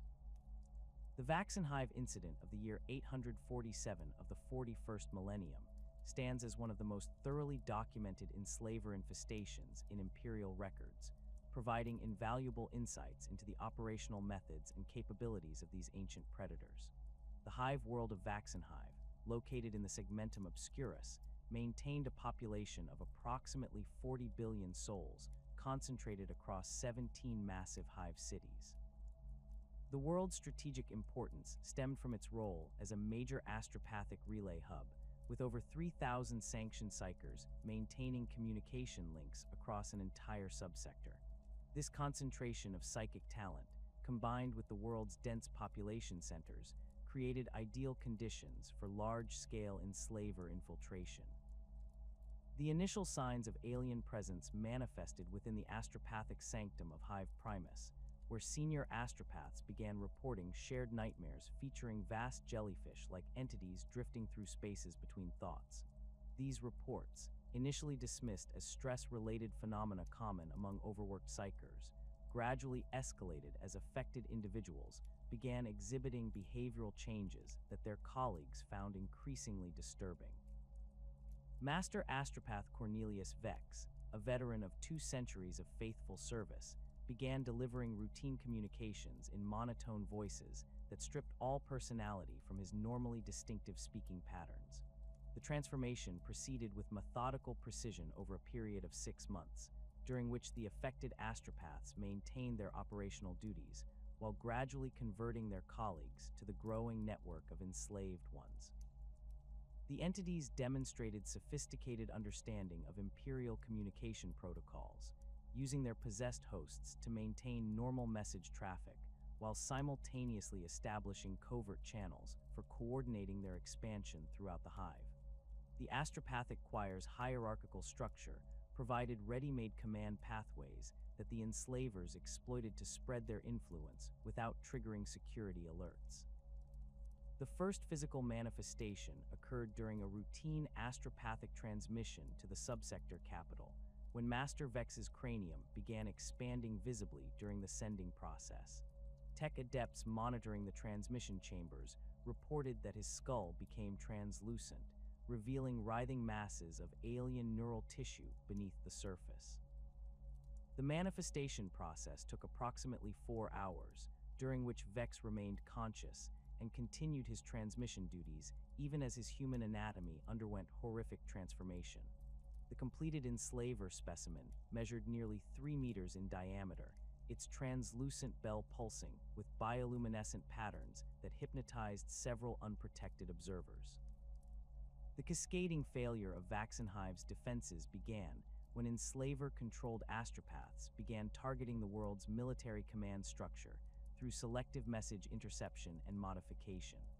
Orders dispatched to planetary defense force units were subtly altered to redeploy forces away from critical infrastructure, while requests for reinforcements were delayed or misdirected entirely.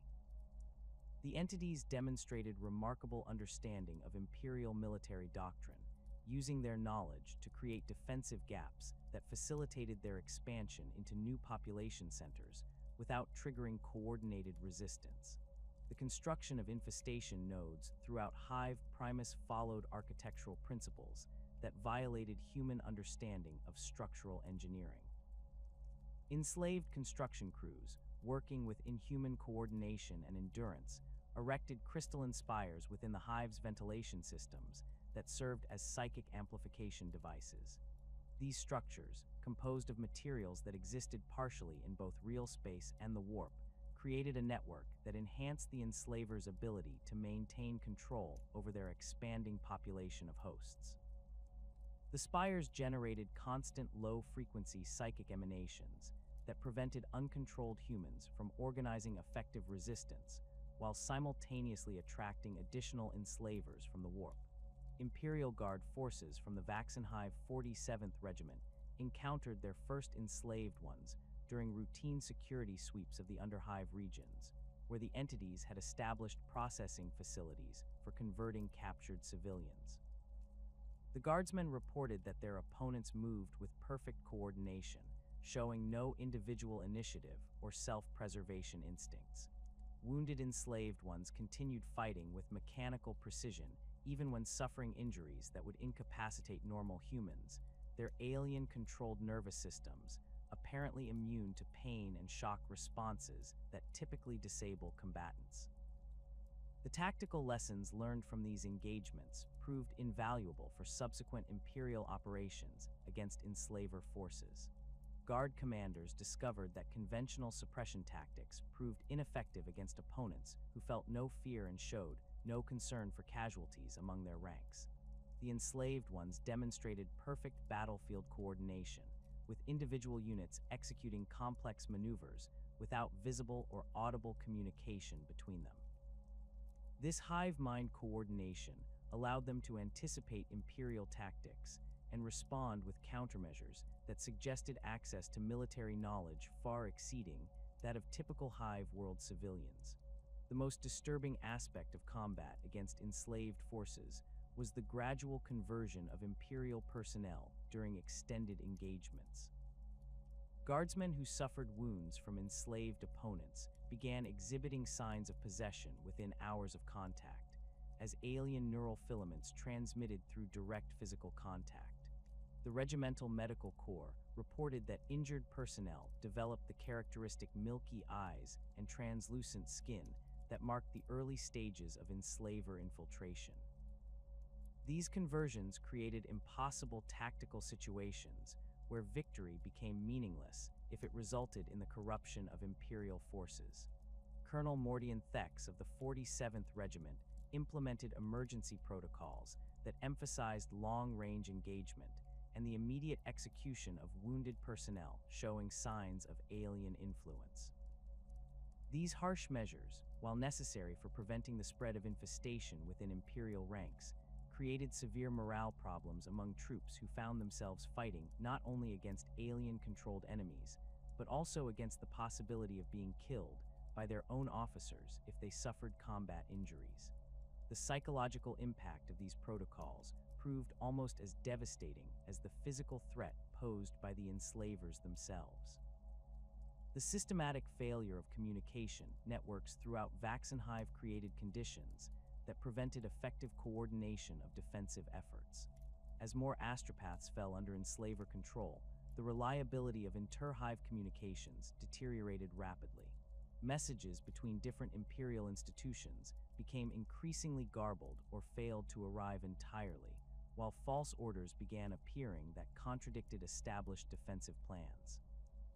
The breakdown of command and control systems allowed the infestation to spread unchecked between different hive cities, as local commanders found themselves unable to coordinate their responses or call for reinforcements. The arrival of Inquisitor Cassandra Vex of the Ordo Malleus marked the beginning of systematic Imperial countermeasures against the Vaxenhive infestation. Her investigation revealed that the Enslavers had achieved far greater penetration of planetary infrastructure than initially suspected, with possessed individuals occupying key positions within the Planetary Defense Force, administratum offices, and even the local ecclesiarchy hierarchy. The Inquisitor's use of specialized psychic resonance detection equipment identified over 2,000 confirmed cases of possession across the primary hive alone, indicating that the infestation had reached critical mass.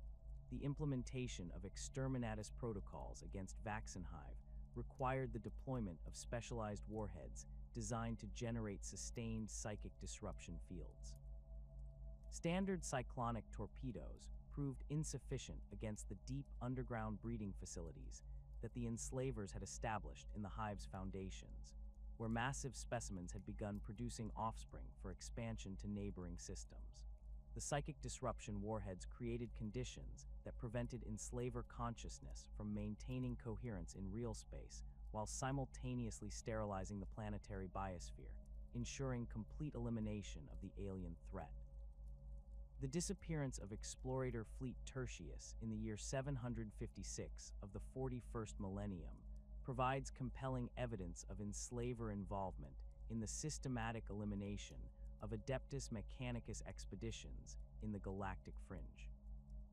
The fleet, consisting of 12 vessels, including the Ark Mechanicus Omnissiah's Will, had been conducting archaeological surveys in the Ghoul Stars region when all communication ceased during their investigation of a system designated Mechanicus Explorator Site 7751. The fleet's last transmission described the discovery of ancient ruins that exhibited technological signatures inconsistent with known Xeno civilizations, suggesting the presence of structures that existed partially in both real space and the warp.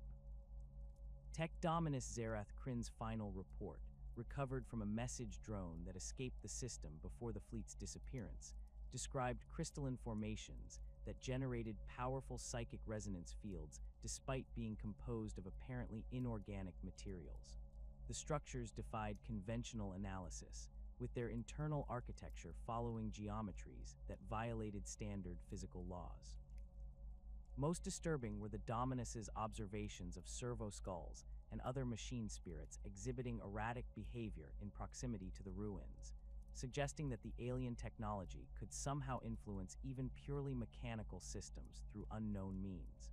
The rescue mission, dispatched 6 months later, found the Explorator fleet's vessels drifting in the outer system, their crews missing, and their machine spirits corrupted by alien influence.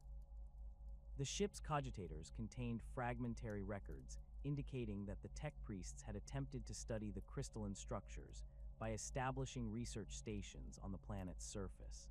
The final entries described the gradual conversion of expedition members, beginning with the most psychically sensitive tech adepts and spreading through the expedition's hierarchy with methodical precision. The records suggested that the Enslavers had used the expedition's own research equipment to enhance their infiltration capabilities, turning the Mechanicus's pursuit of knowledge into a vector for alien domination. The corruption of machine spirits throughout the fleet indicated that Enslavers had developed techniques for influencing artificial intelligences through psychic manipulation of their quantum processing matrices. This discovery represented a significant evolution in Enslaver capabilities, suggesting that these ancient predators could adapt their methods to exploit the unique vulnerabilities of different target species. The implications for Imperial technology, which relies heavily on machine-spirit interfaces, prompted immediate revisions to Adeptus Mechanicus exploration protocols and the development of specialized psychic shielding for critical cogitator systems. The Mordian convergence of the year 923 of the 41st millennium demonstrated the Enslavers' ability to coordinate large-scale operations across multiple star systems simultaneously. Intelligence reports from the Mordian subsector described a pattern of simultaneous communication blackouts affecting 17 different worlds over a period of just 3 standard days. The affected systems showed no signs of conventional attack or natural disaster, with orbital monitoring stations detecting normal population centers and industrial activity continuing according to established patterns. However, all attempts at astropathic communication with these worlds met with complete silence, suggesting systematic elimination or conversion of their psychic communication networks. Imperial Navy reconnaissance missions to the affected systems discovered populations that appeared to function normally, but exhibited the telltale signs of mass enslaver possession. Planetary defense forces maintained their patrol schedules, industrial facilities continued production operations, and civilian populations went about their daily routines with mechanical precision that betrayed the alien intelligence controlling their actions. The coordination required for simultaneous operations across 17 different worlds indicated the presence of a mature enslaver network with capabilities that exceeded previous Imperial assessments of these entities' strategic planning abilities. The tactical response to the Mordian convergence required unprecedented coordination between multiple Imperial institutions, with the Ordo Malleus directing operations, while Space Marine chapters provided specialized assault capabilities.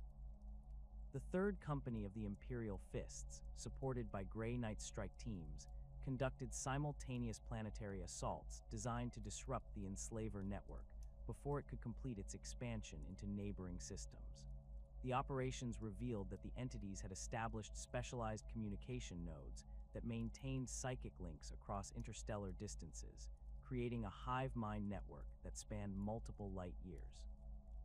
The discovery of Enslaver breeding facilities on each affected world confirmed fears that the convergence represented a coordinated expansion effort rather than random predation. These facilities, constructed in the deepest levels of planetary infrastructure, housed massive Enslaver specimens that had reached maturity levels not previously documented in Imperial records. The breeding chambers contained thousands of developing larvae, each destined for deployment to new target systems once they reached sufficient maturity. The scale of these operations suggested that the Enslavers were preparing for expansion efforts that could threaten entire sectors if left unchecked. The era Indomitus has witnessed a disturbing increase in Enslaver activity that correlates directly with the formation of the Great Rift and the subsequent increase in warp instability throughout the galaxy. The massive psychic shockwave generated by the Cicatrix maledictum's emergence created conditions that allowed enslavers unprecedented access to real space, with manifestations occurring in regions that had previously shown no signs of alien activity. The rift's influence on local warp currents appears to have disrupted the dimensional barriers that normally limit enslaver movement, allowing these ancient predators to emerge in systems that lack the concentrated psychic populations they typically target. The Plague of Whispers that swept through the Nihilist subsector was one of the most significant enslaver outbreaks of the new era. The plague began with reports of shared nightmares among psyker populations across dozens of worlds, with affected individuals describing identical visions of vast jellyfish-like entities emerging from tears in reality itself. The consistency of these reports across multiple unconnected systems suggested the presence of a coordinated infiltration effort that exploited the increased warp instability created by the Great Rift's proximity. The systematic targeting of astropathic relay stations throughout the Nihilist subsector created cascading communication failures that prevented effective coordination of Imperial defensive efforts. Enslaver-controlled astropaths began transmitting false messages that contradicted established military orders while simultaneously blocking legitimate communications from reaching their intended recipients. The entities demonstrated sophisticated understanding of Imperial command structures, using their knowledge to create confusion and misdirection that facilitated their expansion into new systems without triggering coordinated resistance from Imperial forces. The response to the Plague of Whispers required the deployment of specialized Primaris Space Marine units equipped with enhanced psychic resistance modifications developed by Archmagos Belisarius Call. These new Astartes variants incorporated additional psychic shielding in their power armor and underwent extensive mental conditioning designed to resist alien mental influence. The enhanced Marines proved more effective against enslaved opponents than their traditional counterparts, though they still required support from Grey Knight specialists when engaging mature enslaver specimens directly. The investigation of affected systems revealed that the enslavers had developed new manifestation techniques that exploited the dimensional instabilities created by the Great Rift. Rather than requiring powerful psykers as anchor points for their emergence, the entities could now manifest directly through the weakened barriers between real space and the warp. This evolution in their capabilities allowed them to establish footholds in populations with relatively weak psychic potential, significantly expanding their range of viable targets and making detection more difficult for Imperial screening protocols. The Cadian Gate's destruction during the 13th Black Crusade created additional complications for anti-enslaver operations, as the loss of this strategic choke point allowed the entities to spread more freely between the Segmentum Obscurus and neighboring regions. Intelligence reports from the post-Cadia period describe enslaver manifestations in systems that had maintained clean records for millennia, suggesting that the entities are exploiting the chaos and confusion of the current era to establish new colonies in previously secure territories. The breakdown of established communication networks and supply lines has made it increasingly difficult for Imperial forces to maintain the comprehensive monitoring systems necessary for early detection of enslaver infiltration. The ancient archives of Craftworld Ulthwé contain some of the most comprehensive records of enslaver activity outside of Imperial documentation, their crystalline memory cores preserving observations that span millions of years of galactic history. Farseer Eldred Ulthrin's personal chronicles describe encounters with what the Eldar term Kur-Wise, literally translated as the Devourers of Tomorrow, dating back to the height of the Eldar Empire when their psychic mastery reached its zenith. These records reveal that Eldar seers recognized enslavers as a fundamental threat to psychically gifted species long before humanity developed the cognitive capacity to understand such dangers. The Eldar understanding of enslaver behavior patterns stems from their unique perspective as a species that survived the entity's predation during the War in Heaven. Their archives describe vast Eldar colonies that vanished overnight during the Empire's expansion phase, leaving behind only empty cities and the psychic echoes of mass terror. The consistency of these disappearances across multiple sectors led ancient Eldar scholars to recognize a pattern of systematic predation that targeted the most psychically advanced populations first. This knowledge shaped Eldar expansion policies for millennia, with new colonies established only after extensive psychic reconnaissance to detect potential enslaver presence. Farseer prophecies recorded in the Dome of Crystal Seers speak of future resurgences, when the hunger from beyond shall wake to feast upon the dying light of stars. These visions describe scenarios where enslaver swarms emerge from the deepest reaches of the warp to consume the psychic potential of entire galactic sectors, drawn by the increasing instability that characterizes the current era. The prophecies suggest that the Great Rift's formation has created conditions similar to those that existed during the War in Heaven, when dimensional barriers were weakened and enslavers could manifest with unprecedented ease. The most disturbing aspect of these prophetic visions involves descriptions of galaxy-ending scenarios where enslaver populations reach critical mass and begin systematically harvesting all psychic life. The Seers describe a future where the entities establish permanent colonies throughout the galaxy, their breeding cycles producing offspring faster than conventional military forces can eliminate them. In these visions, the enslavers eventually consume not only individual psykers, but entire species' psychic potential, leaving behind a galaxy populated only by mindless automatons under alien control. Eldar Farseers possess unique insights into enslaver psychology due to their ability to perceive these entities' presence within the warp before physical manifestation occurs.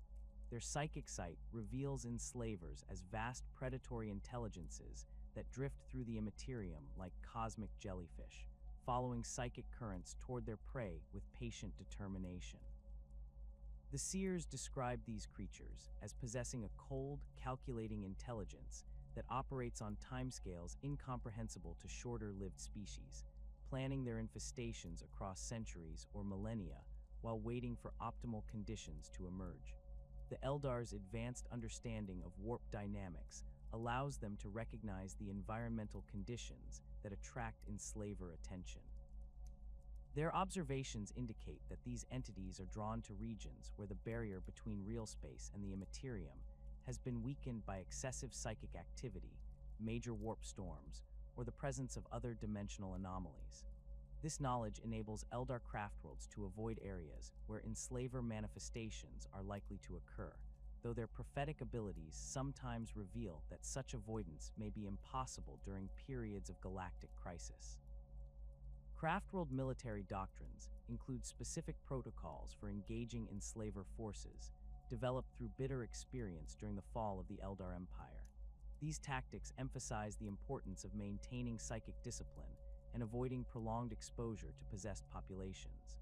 Eldar aspect warriors receive specialized training in recognizing the signs of enslaver influence and techniques for severing the psychic connections that allow these entities to maintain control over their hosts.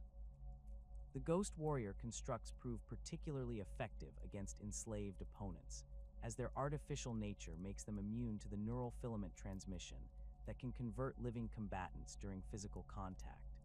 The Tau Empire's first recorded encounter with enslaver entities occurred during the Third Sphere expansion, when water-cast exploration fleets penetrated regions of space with unusually high levels of psychic activity. The Tau's limited psychic abilities initially appeared to provide protection against enslaver infiltration, as their species lacks the powerful psychic signatures that typically attract these predators.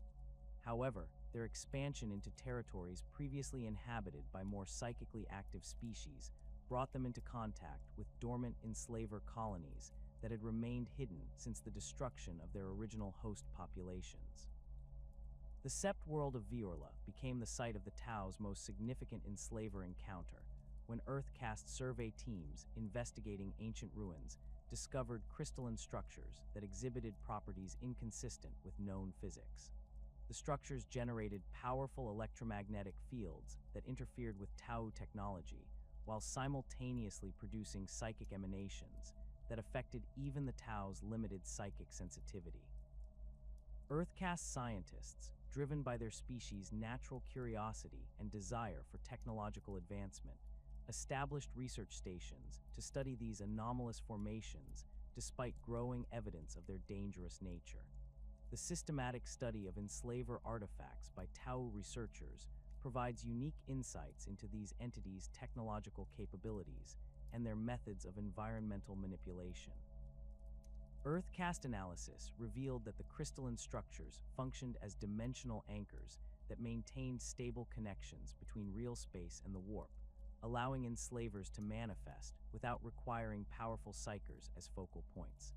The technology involved quantum manipulation techniques that exceeded Tau understanding, suggesting that enslavers possessed scientific knowledge accumulated over millions of years of galactic predation. Tau attempts to reverse engineer enslaver technology led to several catastrophic incidents as research teams inadvertently activated dormant systems within the crystalline structures. These activations created localized dimensional instabilities that allowed enslaver consciousness to begin manifesting in the research facilities. The entity's initial attempts at possession proved largely ineffective against Tau subjects due to their species' limited psychic development, but the aliens adapted their techniques to exploit the Tau's technological dependence and social cohesion instead.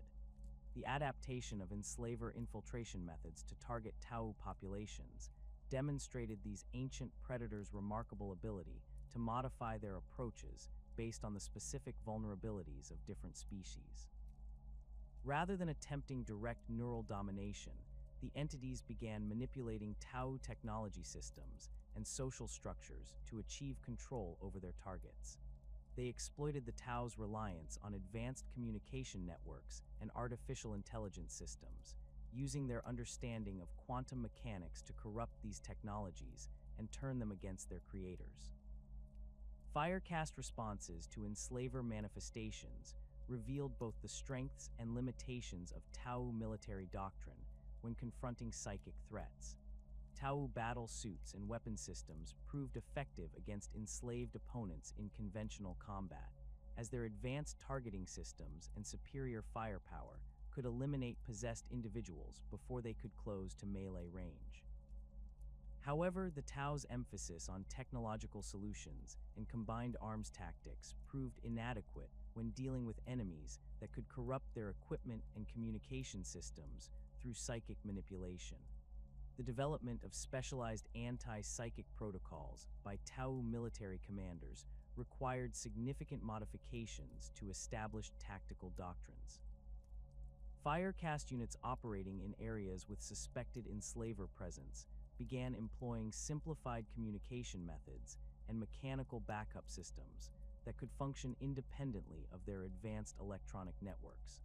These adaptations reduced the effectiveness of Tau combined arms tactics, but provided necessary protection against enemies that could exploit their technological sophistication. Orc encounters with enslaver entities present a fascinating study in the interaction between different types of psychic phenomena, as the greenskin species' unique relationship with warp energy creates conditions that significantly complicate enslaver infiltration attempts. The Orc Gestalt psychic field, generated by the collective unconscious of Orc populations, creates a form of psychic background noise that interferes with the precise neural connections that enslavers require to establish control over individual hosts. This interference does not provide complete immunity to enslaver possession, but it significantly reduces the success rate of infiltration attempts and makes it more difficult for the entities to maintain stable control over Orc subjects. The crude but powerful nature of Orc psychic abilities creates additional complications for enslaver operations, as the chaotic and unpredictable nature of greenskin psychic emanations makes it difficult for the entities to establish the precise psychic resonance patterns they require for successful possession. Orc Weirdboys, the species' primary psychic specialists, generate such intense and erratic psychic fields that enslavers often find it impossible to establish stable neural connections without risking damage to their own consciousness. The random nature of orc psychic abilities means that possession attempts may succeed initially, but then fail catastrophically when the host's psychic field fluctuates beyond the enslaver's ability to control. Combat encounters between orc forces and enslaver-controlled populations demonstrate the unique advantages that greenskin psychology provides against these ancient predators. Orcs' natural aggression and tendency toward violence make them less susceptible to the psychological manipulation techniques that enslavers use to weaken other species' mental defenses. The greenskin concept of a good fight means that orcs often welcome combat against enslaved opponents, viewing them as interesting new enemies rather than terrifying alien threats. This psychological resilience, combined with their species' natural psychic resistance, makes orcs among the most effective conventional forces for combating enslaver infestations. The reaction of orc weirdboys to enslaver presence varies significantly depending on the individual's psychic strength and the specific nature of the alien entities they encounter. Weaker weirdboys often experience severe psychic feedback when exposed to enslaver neural networks, as their crude psychic abilities prove incompatible with the sophisticated mental control systems that these entities employ. However, more powerful weirdboys sometimes demonstrate an ability to disrupt enslaver operations through the sheer chaotic force of their psychic emanations, creating interference patterns that can sever the connections between possessed individuals and their alien masters. The unpredictable nature of orc psychic phenomena creates situations where weirdboys can inadvertently provide protection for entire orc populations against enslaver infiltration. The random psychic storms generated by these individuals during combat can create localized areas of psychic turbulence that prevent enslavers from maintaining stable manifestations in real space. This protective effect proves temporary and unreliable, but it can provide crucial advantages during combat operations against enslaver-controlled forces.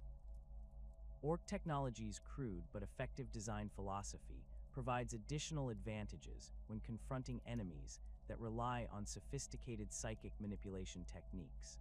Greenskin weapons and vehicles operate according to principles that combine mechanical function with psychic belief, creating systems that prove remarkably resistant to the technological corruption that enslavers can inflict on more advanced equipment.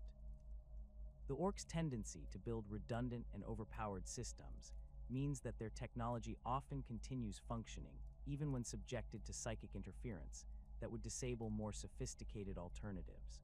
The Tyranid hive mind's encounters with enslaver-infested worlds present one of the most complex scenarios in galactic predation dynamics, as two vastly different forms of collective consciousness compete for control over the same biological resources. The hive mind's approach to consuming enslaver-controlled populations differs significantly from its standard biomass harvesting operations, as the presence of alien psychic entities within the target organisms creates complications that require specialized adaptation of Tyranid bioforms and tactics. Initial Tyranid invasions of enslaver-infested worlds typically proceed according to standard hive fleet protocols, with scout organisms conducting reconnaissance while larger bioforms prepare for planetary assault. However, the psychic emanations generated by enslaver colonies create interference patterns that disrupt the hive mind's ability to coordinate its forces effectively. The alien neural networks established by enslavers generate psychic static that interferes with the synaptic communication systems that Tyranid organisms use to maintain their collective coordination. The hive mind's response to this interference involves the rapid evolution of specialized bioforms designed to operate independently of the standard synaptic network while maintaining basic coordination capabilities. These adapted organisms demonstrate increased individual intelligence and decision-making capacity compared to standard Tyranid bioforms, allowing them to function effectively even when subjected to the psychic disruption generated by enslaver colonies. The development of these specialized variants represents a significant adaptation in Tyranid evolutionary strategy, suggesting that the hive mind recognizes enslavers as a unique threat requiring specific countermeasures. Combat between Tyranid forces and enslaved populations reveals fundamental differences in the nature of collective consciousness employed by these two alien species.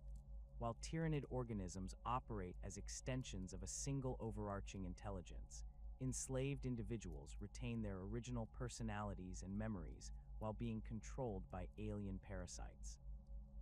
This difference creates tactical advantages for Tyranid forces, as their opponents' retained human psychology makes them predictable in ways that purely alien intelligences would not be.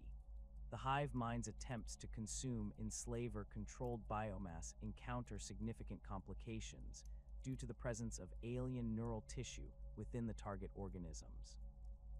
Standard Tyranid digestion processes prove ineffective against enslaver neural filaments, which resist absorption and can potentially contaminate Tyranid bioforms that attempt to consume them. This resistance forces the hive mind to develop specialized consumption organisms capable of breaking down alien neural matter without risking contamination of the broader Tyranid organism pool.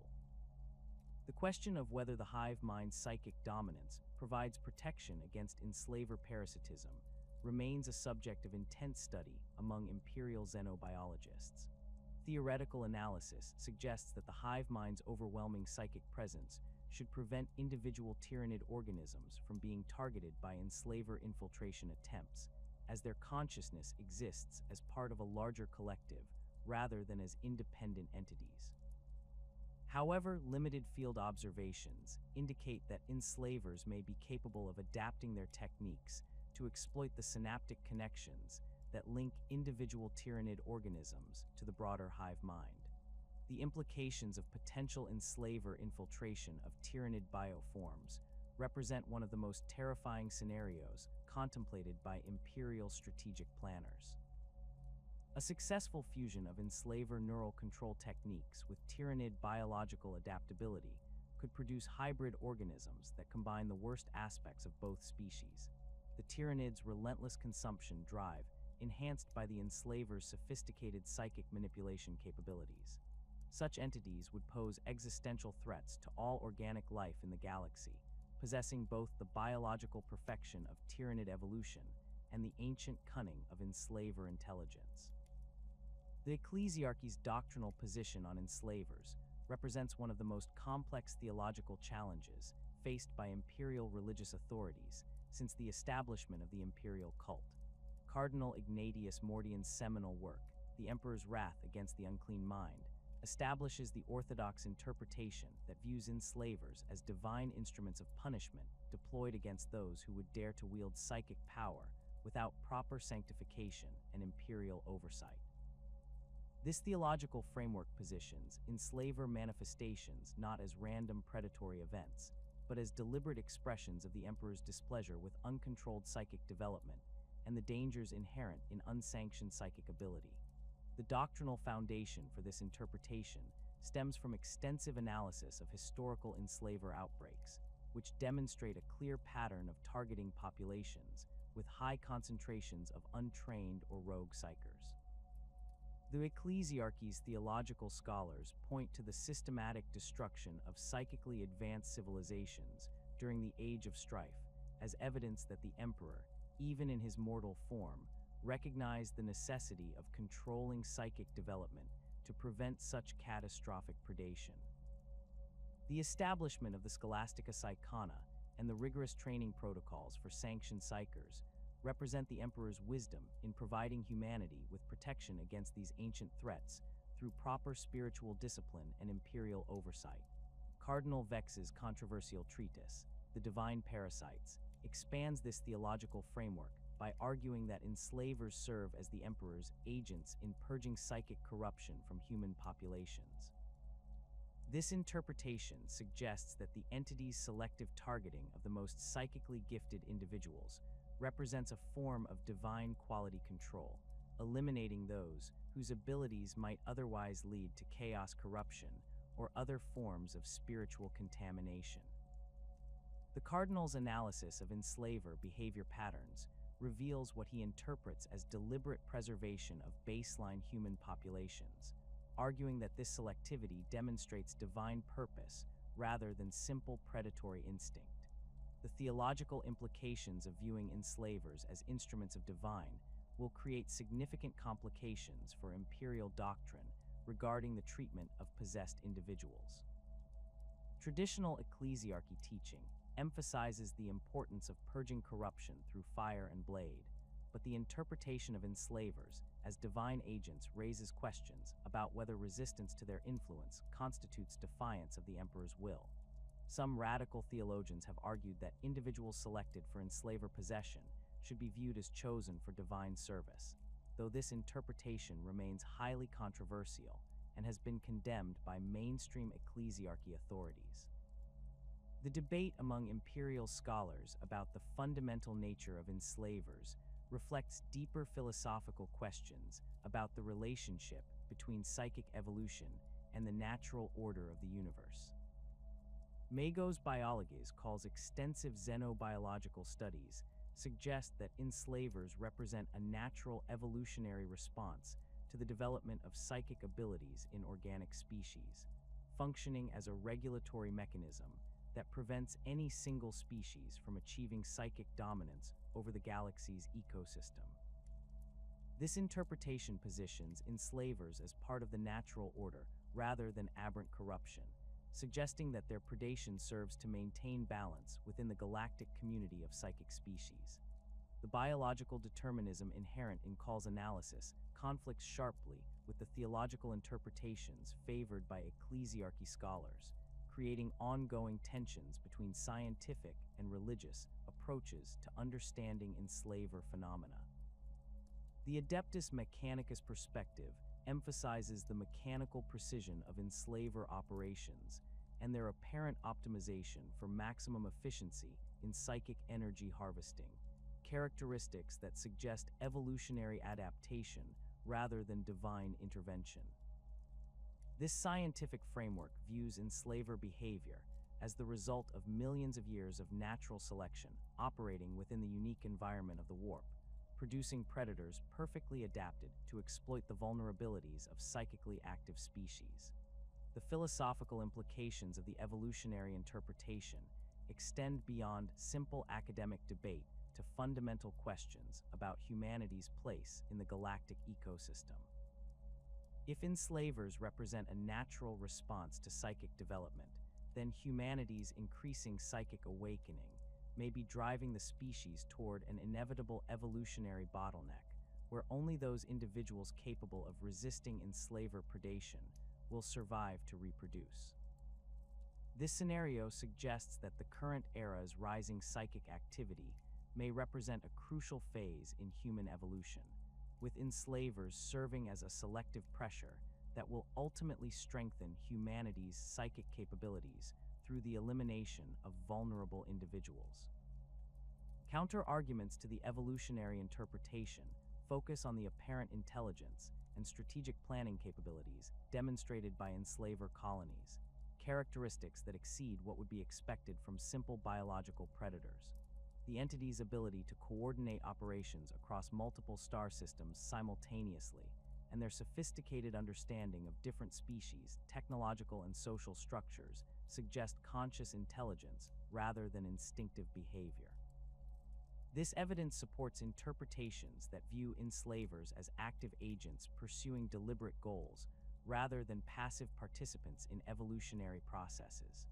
The moral and ethical dilemmas faced by imperial commanders when dealing with populations that include both innocent civilians and enslaver-controlled individuals represent some of the most challenging decisions in imperial military doctrine.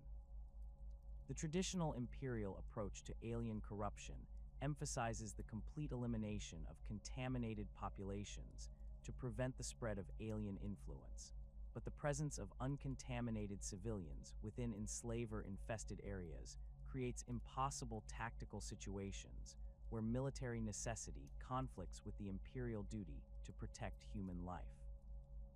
Colonel Voss Strakens, after action reports from the Mordian Convergence, described the psychological toll of combat operations, where Imperial forces must engage opponents who retain their human appearance and behavior patterns despite being under alien control.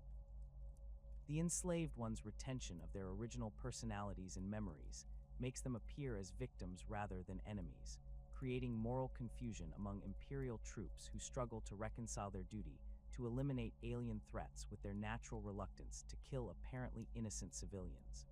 The knowledge that possessed individuals remain conscious and aware of their actions while being unable to control them adds another layer of tragedy to these encounters.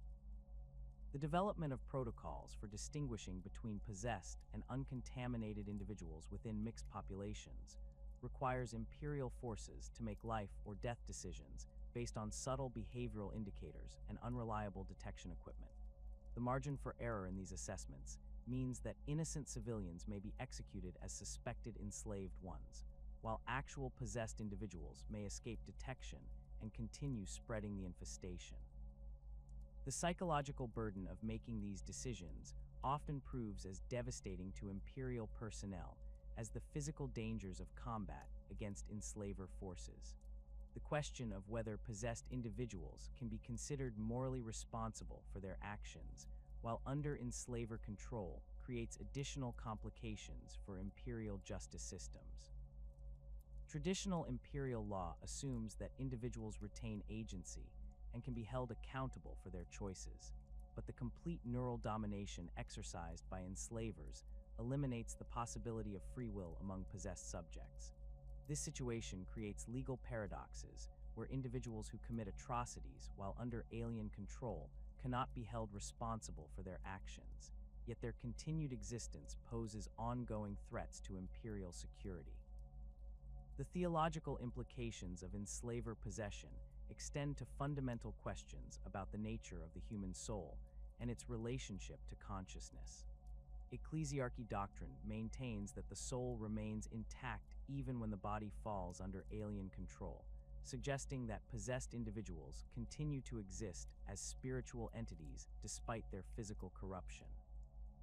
This interpretation provides theological justification for the mercy killing of possessed individuals, framing their execution as liberation of trapped souls rather than murder of innocent victims. However, this doctrine also raises disturbing questions about the spiritual status of individuals who survive extended periods of possession, particularly regarding whether their souls remain untainted by their experiences under alien control. The practical application of these theological principles in battlefield conditions requires Imperial commanders to balance spiritual considerations with tactical necessities. The Ecclesiarchy's emphasis on the sanctity of the human soul conflicts with the military requirement for rapid decision-making in combat situations, creating operational delays that can prove tactically disadvantageous when facing coordinated enslaver forces. The development of specialized chaplain units trained in rapid spiritual assessment represents one attempt to reconcile these competing demands, though the effectiveness of such measures remains limited by the time constraints inherent in active combat operations.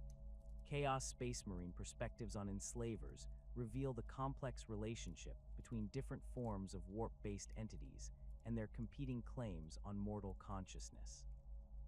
The Thousand Sons' extensive experience with psychic phenomena provides unique insights into enslaver capabilities and weaknesses, though their chaos corruption limits the reliability of intelligence gathered from these sources.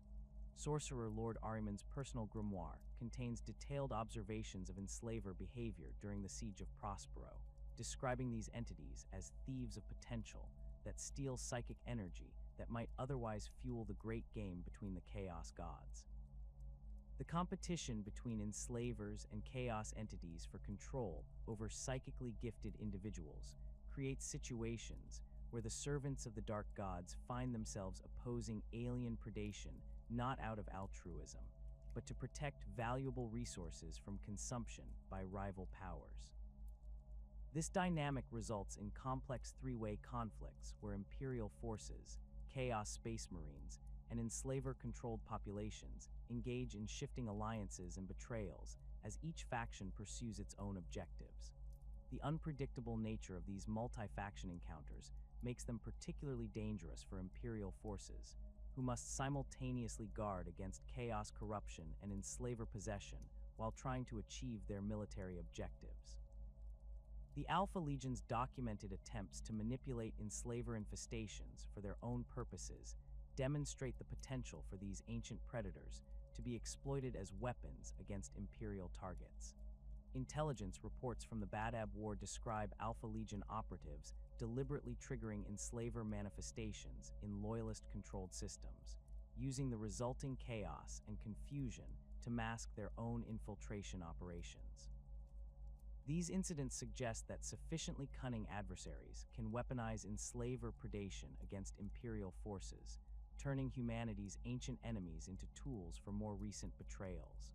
The Word-bearers' theological interpretation of enslavers as the first apostates reflects their belief that these entities represent the original rebellion against the natural order that predates even the fall of the Primarchs to chaos.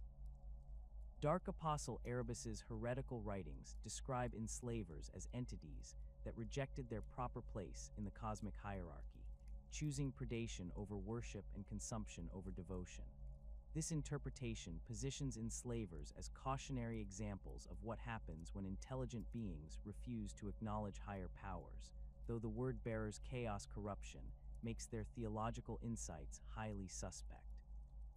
The Iron Warrior's pragmatic approach to enslaver encounters focuses on the tactical and strategic challenges posed by these entities rather than their theological or philosophical implications. Warsmith Hansu's siege manuals include detailed sections on combating enslaver-controlled defenders, emphasizing the importance of avoiding prolonged engagements that allow for the spread of alien influence among attacking forces. The Iron Warrior's experience with extended siege operations provides valuable insights into the logistical challenges of maintaining military effectiveness while operating in areas with active enslaver infestations. The Night Lord's use of terror tactics against enslaver-controlled populations reveals the psychological limitations of possessed individuals when confronted with extreme fear stimuli. The entity's neural control systems appear to suppress normal fear responses in their hosts, making traditional intimidation techniques ineffective against enslaved populations. However, the Night Lords have discovered that certain forms of psychological warfare can disrupt the psychic connections between enslavers and their hosts, creating temporary windows of opportunity for more direct intervention methods. The documented cases of chaos sorcerers attempting to bind or control enslaver entities represent some of the most dangerous experiments in psychic manipulation recorded in Imperial archives. The Black Legion sorcerer Zarafistan's attempts to enslave an enslaver specimen during the 13th Black Crusade resulted in a catastrophic psychic backlash that destroyed his entire coven and created a permanent warp rift in the Cadian system. The failure of this binding attempt suggests that enslavers possess inherent resistance to the control techniques typically employed by chaos sorcerers, possibly due to their ancient origins and fundamental alien nature. The theoretical frameworks developed by chaos scholars for understanding enslaver psychology emphasize the entity's apparent immunity to the emotional manipulation that forms the basis of most chaos corruption techniques. Unlike mortal beings, who can be tempted by promises of power, knowledge, or pleasure, enslavers appear to operate according to purely pragmatic motivations focused on survival and reproduction. This emotional detachment makes them poor candidates for chaos corruption, though some heretical texts suggest that sufficiently powerful chaos entities might be able to exploit enslaver reproductive drives for their own purposes.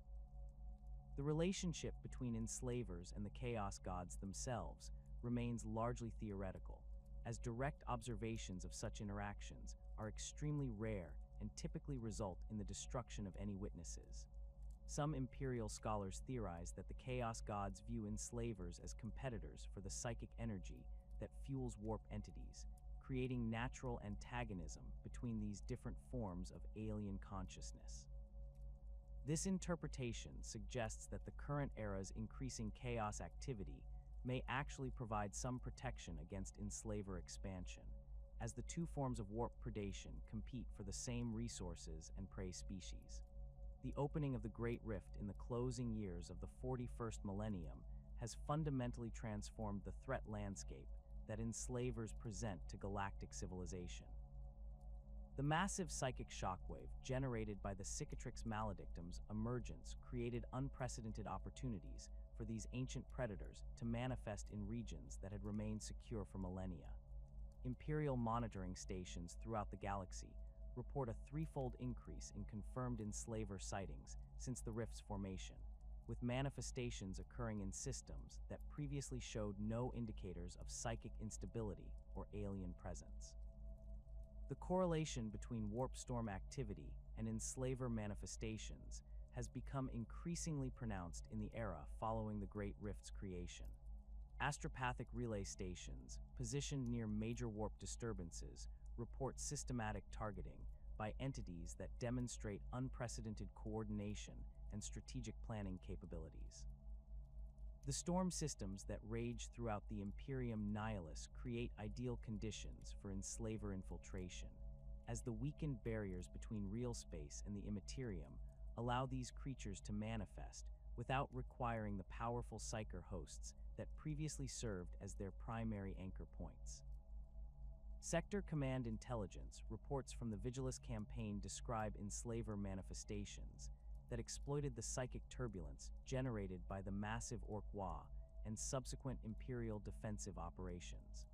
The entities appeared to coordinate their emergence with periods of maximum psychic activity, using the chaotic emanations from the multi-faction conflict to mask their infiltration of Imperial positions. This tactical sophistication suggests that modern Enslavers have evolved beyond their ancient predatory patterns to become active participants in galactic warfare rather than simple opportunistic parasites. The systematic analysis of post-Rift Enslaver encounters reveals disturbing adaptations in their operational methods. Unlike historical infestations that followed predictable patterns of gradual infiltration and exponential expansion, contemporary manifestations demonstrate immediate coordination across multiple target sites simultaneously.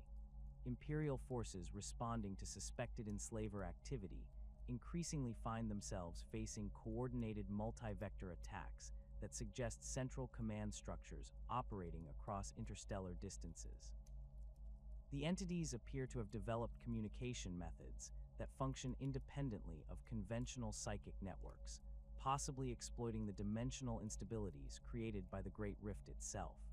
Strategic planning documents prepared by the High Lords of Terra acknowledge that current Imperial defensive capabilities may prove inadequate against the scale of Enslaver activity anticipated in the coming centuries. The Adeptus Munitorum's resource allocation models predict that maintaining effective anti-Enslaver protocols across the Imperium's remaining territories will require a minimum 20% increase in specialized personnel and equipment. This demand comes at a time when Imperial resources are already stretched to breaking point by ongoing conflicts with Chaos forces, Tyranid hive fleets, and the expanding Tau Empire. The development of predictive models for Enslaver activity represents one of the most significant advances in Imperial strategic planning since the formation of the Ordo Malleus. Magos Biologies calls analytical engines process vast quantities of data from astropathic communications, warp storm tracking stations, and xenobiological survey reports to identify patterns that indicate potential Enslaver manifestation sites. These predictive algorithms demonstrate 73% accuracy in identifying systems that experience Enslaver activity within 6 standard months of initial assessment, though the models become increasingly unreliable when attempting to predict manifestations beyond this timeframe. The integration of predictive analysis with Imperial defensive planning allows for the pre-positioning of specialized anti-Enslaver assets in high-risk systems before manifestations occur. Strike cruisers equipped with Grey Knight's rapid response teams maintain patrol routes that position them within maximum warp jump distance of predicted manifestation sites.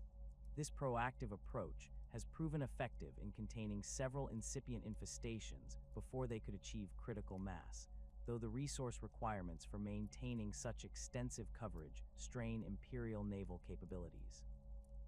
Imperial strategists face the sobering reality that Enslaver expansion rates may exceed the Imperium's capacity for effective response if current trends continue unchecked. Mathematical models developed by the Adeptus Administratum suggest that exponential growth in Enslaver populations could result in the consumption of entire subsectors within decades if the entities achieve successful establishment of major breeding colonies. The implications of such scenarios extend beyond simple territorial loss to fundamental questions about humanity's long-term survival as a psychically active species. The potential for Enslaver interference with ongoing Imperial conflicts against other major threats creates additional strategic complications that commanders must consider when planning military operations. The entity's demonstrated ability to exploit psychic turbulence generated by large-scale warfare means that major campaigns against Chaos forces or Tyranid hive fleets may inadvertently create conditions that facilitate Enslaver manifestations. Imperial forces increasingly find themselves fighting multi-front conflicts where victory against one enemy may create vulnerabilities that other threats can exploit. The impact of Enslaver activity on Imperial supply lines and communication networks poses particular challenges for military operations in the current era. The entity's systematic targeting of astropathic relay stations and psyker-dependent transportation systems can effectively isolate entire sectors from Imperial command and control structures. The loss of psychic communication capabilities forces Imperial forces to rely on slower and less reliable methods of coordination, creating operational delays that can prove decisive in rapidly evolving tactical situations. The Adeptus Mechanicus has responded to the escalating Enslaver threat through an ambitious program of technological development focused on creating new detection and countermeasure systems. The most promising advancement involves the development of enhanced psychic dampening field generators that can create localized areas of psychic null space, preventing Enslaver manifestation within protected zones. These devices represent a significant evolution from earlier null field technologies, incorporating quantum resonance dampeners that can disrupt the dimensional bridges that Enslavers use to cross from the warp into real space. The deployment of psychic dampening fields faces significant technical challenges related to power requirements and operational stability. The energy demands for maintaining effective null field coverage over areas larger than individual buildings exceed the capacity of most Imperial power generation systems, limiting the practical applications of this technology to critical installations such as astropathic relay stations and command centers. Additionally, the complex quantum interactions involved in psychic dampening create interference patterns that can disrupt other Imperial technologies, including Vox communication systems and machine spirit interfaces. Research into portable psychic dampening devices has produced experimental equipment that individual soldiers can carry into combat zones with suspected Enslaver activity. These personal dampening units create localized null fields with radii of approximately 10 meters, providing protection for small Imperial units operating in high-risk environments. Field testing of prototype devices during the Mordian Convergence demonstrated their effectiveness in preventing Enslaver possession of equipped personnel, though the unit's limited battery life and vulnerability to physical damage restrict their operational utility. The development of enhanced detection systems represents another major focus of Adeptus Mechanicus research efforts. Advanced psychic resonance scanners can identify Enslaver neural signatures at ranges exceeding 50 kilometers, providing early warning of alien presence before physical manifestation occurs. These devices incorporate machine spirit interfaces that can process the complex psychic emanation patterns associated with Enslaver activity, distinguishing them from background psychic noise and other warp phenomena that might generate false positive readings. The integration of detection systems with automated response protocols allows for the rapid deployment of countermeasures without requiring human operators who might be vulnerable to enslaver influence. Servo-skull networks equipped with miniaturized resonance scanners can provide continuous monitoring of large areas while remaining immune to the psychic manipulation techniques that enslavers use against organic personnel. These automated systems can trigger alarm protocols and initiate containment procedures faster than human operators, though their effectiveness depends on proper maintenance and regular calibration by qualified tech adepts.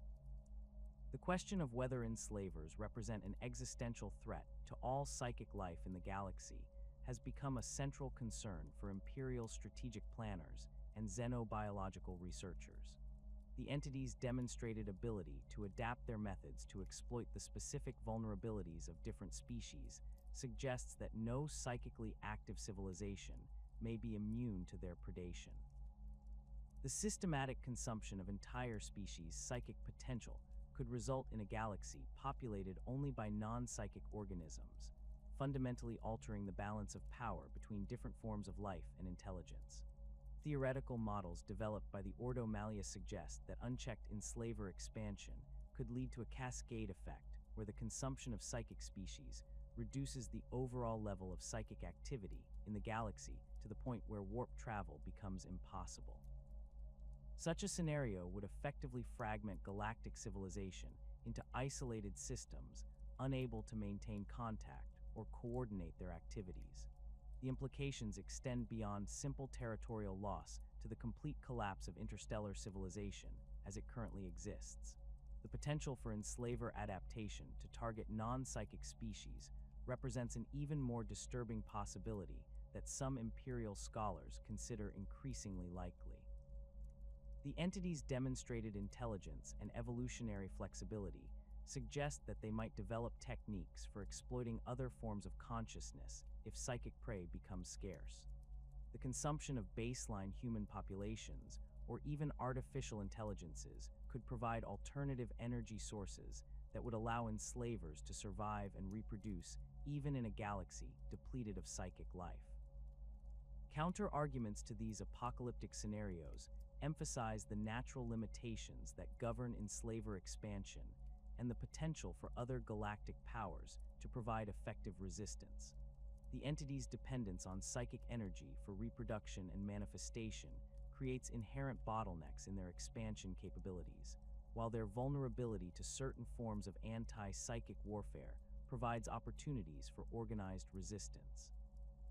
The diversity of galactic civilization means that even successful enslaver campaigns against one species or region may encounter different challenges when expanding into new territories. The role of the Chaos Gods in potentially limiting enslaver expansion remains a subject of intense debate among Imperial scholars. Some theories suggest that the increasing influence of chaos throughout the galaxy may actually provide protection against enslaver predation, as the two forms of warp-based entities compete for the same psychic resources. The emotional turmoil and spiritual corruption that fuel chaos manifestations could create psychic environments that are hostile to enslaver infiltration, though this protection would come at the cost of increased demonic activity and chaos corruption. The emergence of new psychic phenomena in the wake of the Great Rift's formation may also influence the long-term trajectory of enslaver expansion. The birth of new chaos entities and the evolution of existing warp phenomena could create environmental pressures that force enslavers to adapt their methods or compete more directly with other forms of alien intelligence. The dynamic nature of the warp means that current patterns of enslaver activity may not remain stable over extended periods, though predicting the direction of such changes remains beyond current Imperial analytical capabilities. The ultimate consequences of unchecked enslaver expansion extend beyond the immediate threat to human civilization to fundamental questions about the nature of consciousness and intelligence in the galaxy. If these ancient predators succeed in consuming the psychic potential of all sentient species, the resulting universe would be dominated by forms of life that operate according to purely material principles. Such a transformation would represent not just the end of humanity's psychic evolution, but the elimination of the very concept of psychic development from galactic civilization. As the Imperium enters the 42nd millennium, the Enslaver threat looms as one of the most significant challenges facing human survival. The ancient hunger that has stalked psychic species since the galaxy's youth has awakened to find unprecedented opportunities for expansion in an era of increasing warp instability and psychic awakening. Whether humanity's technological innovations, military capabilities, and spiritual resilience will prove sufficient to resist this primordial threat remains the ultimate test of the species' fitness for survival in a galaxy that has never been more dangerous or uncertain. The Emperor's vision of humanity's psychic ascension now stands in direct opposition to forces that would consume that very potential, making the coming centuries a crucial period that will determine not just the fate of the Imperium, but the future of consciousness itself in the Milky Way galaxy. The eternal threat persists, patient as the void between stars, waiting for the next opportunity to feast upon the dreams and aspirations of a species that dares to touch the power of gods. In this cosmic struggle between predator and prey, between ancient hunger and evolving potential, the very soul of the galaxy hangs in the balance.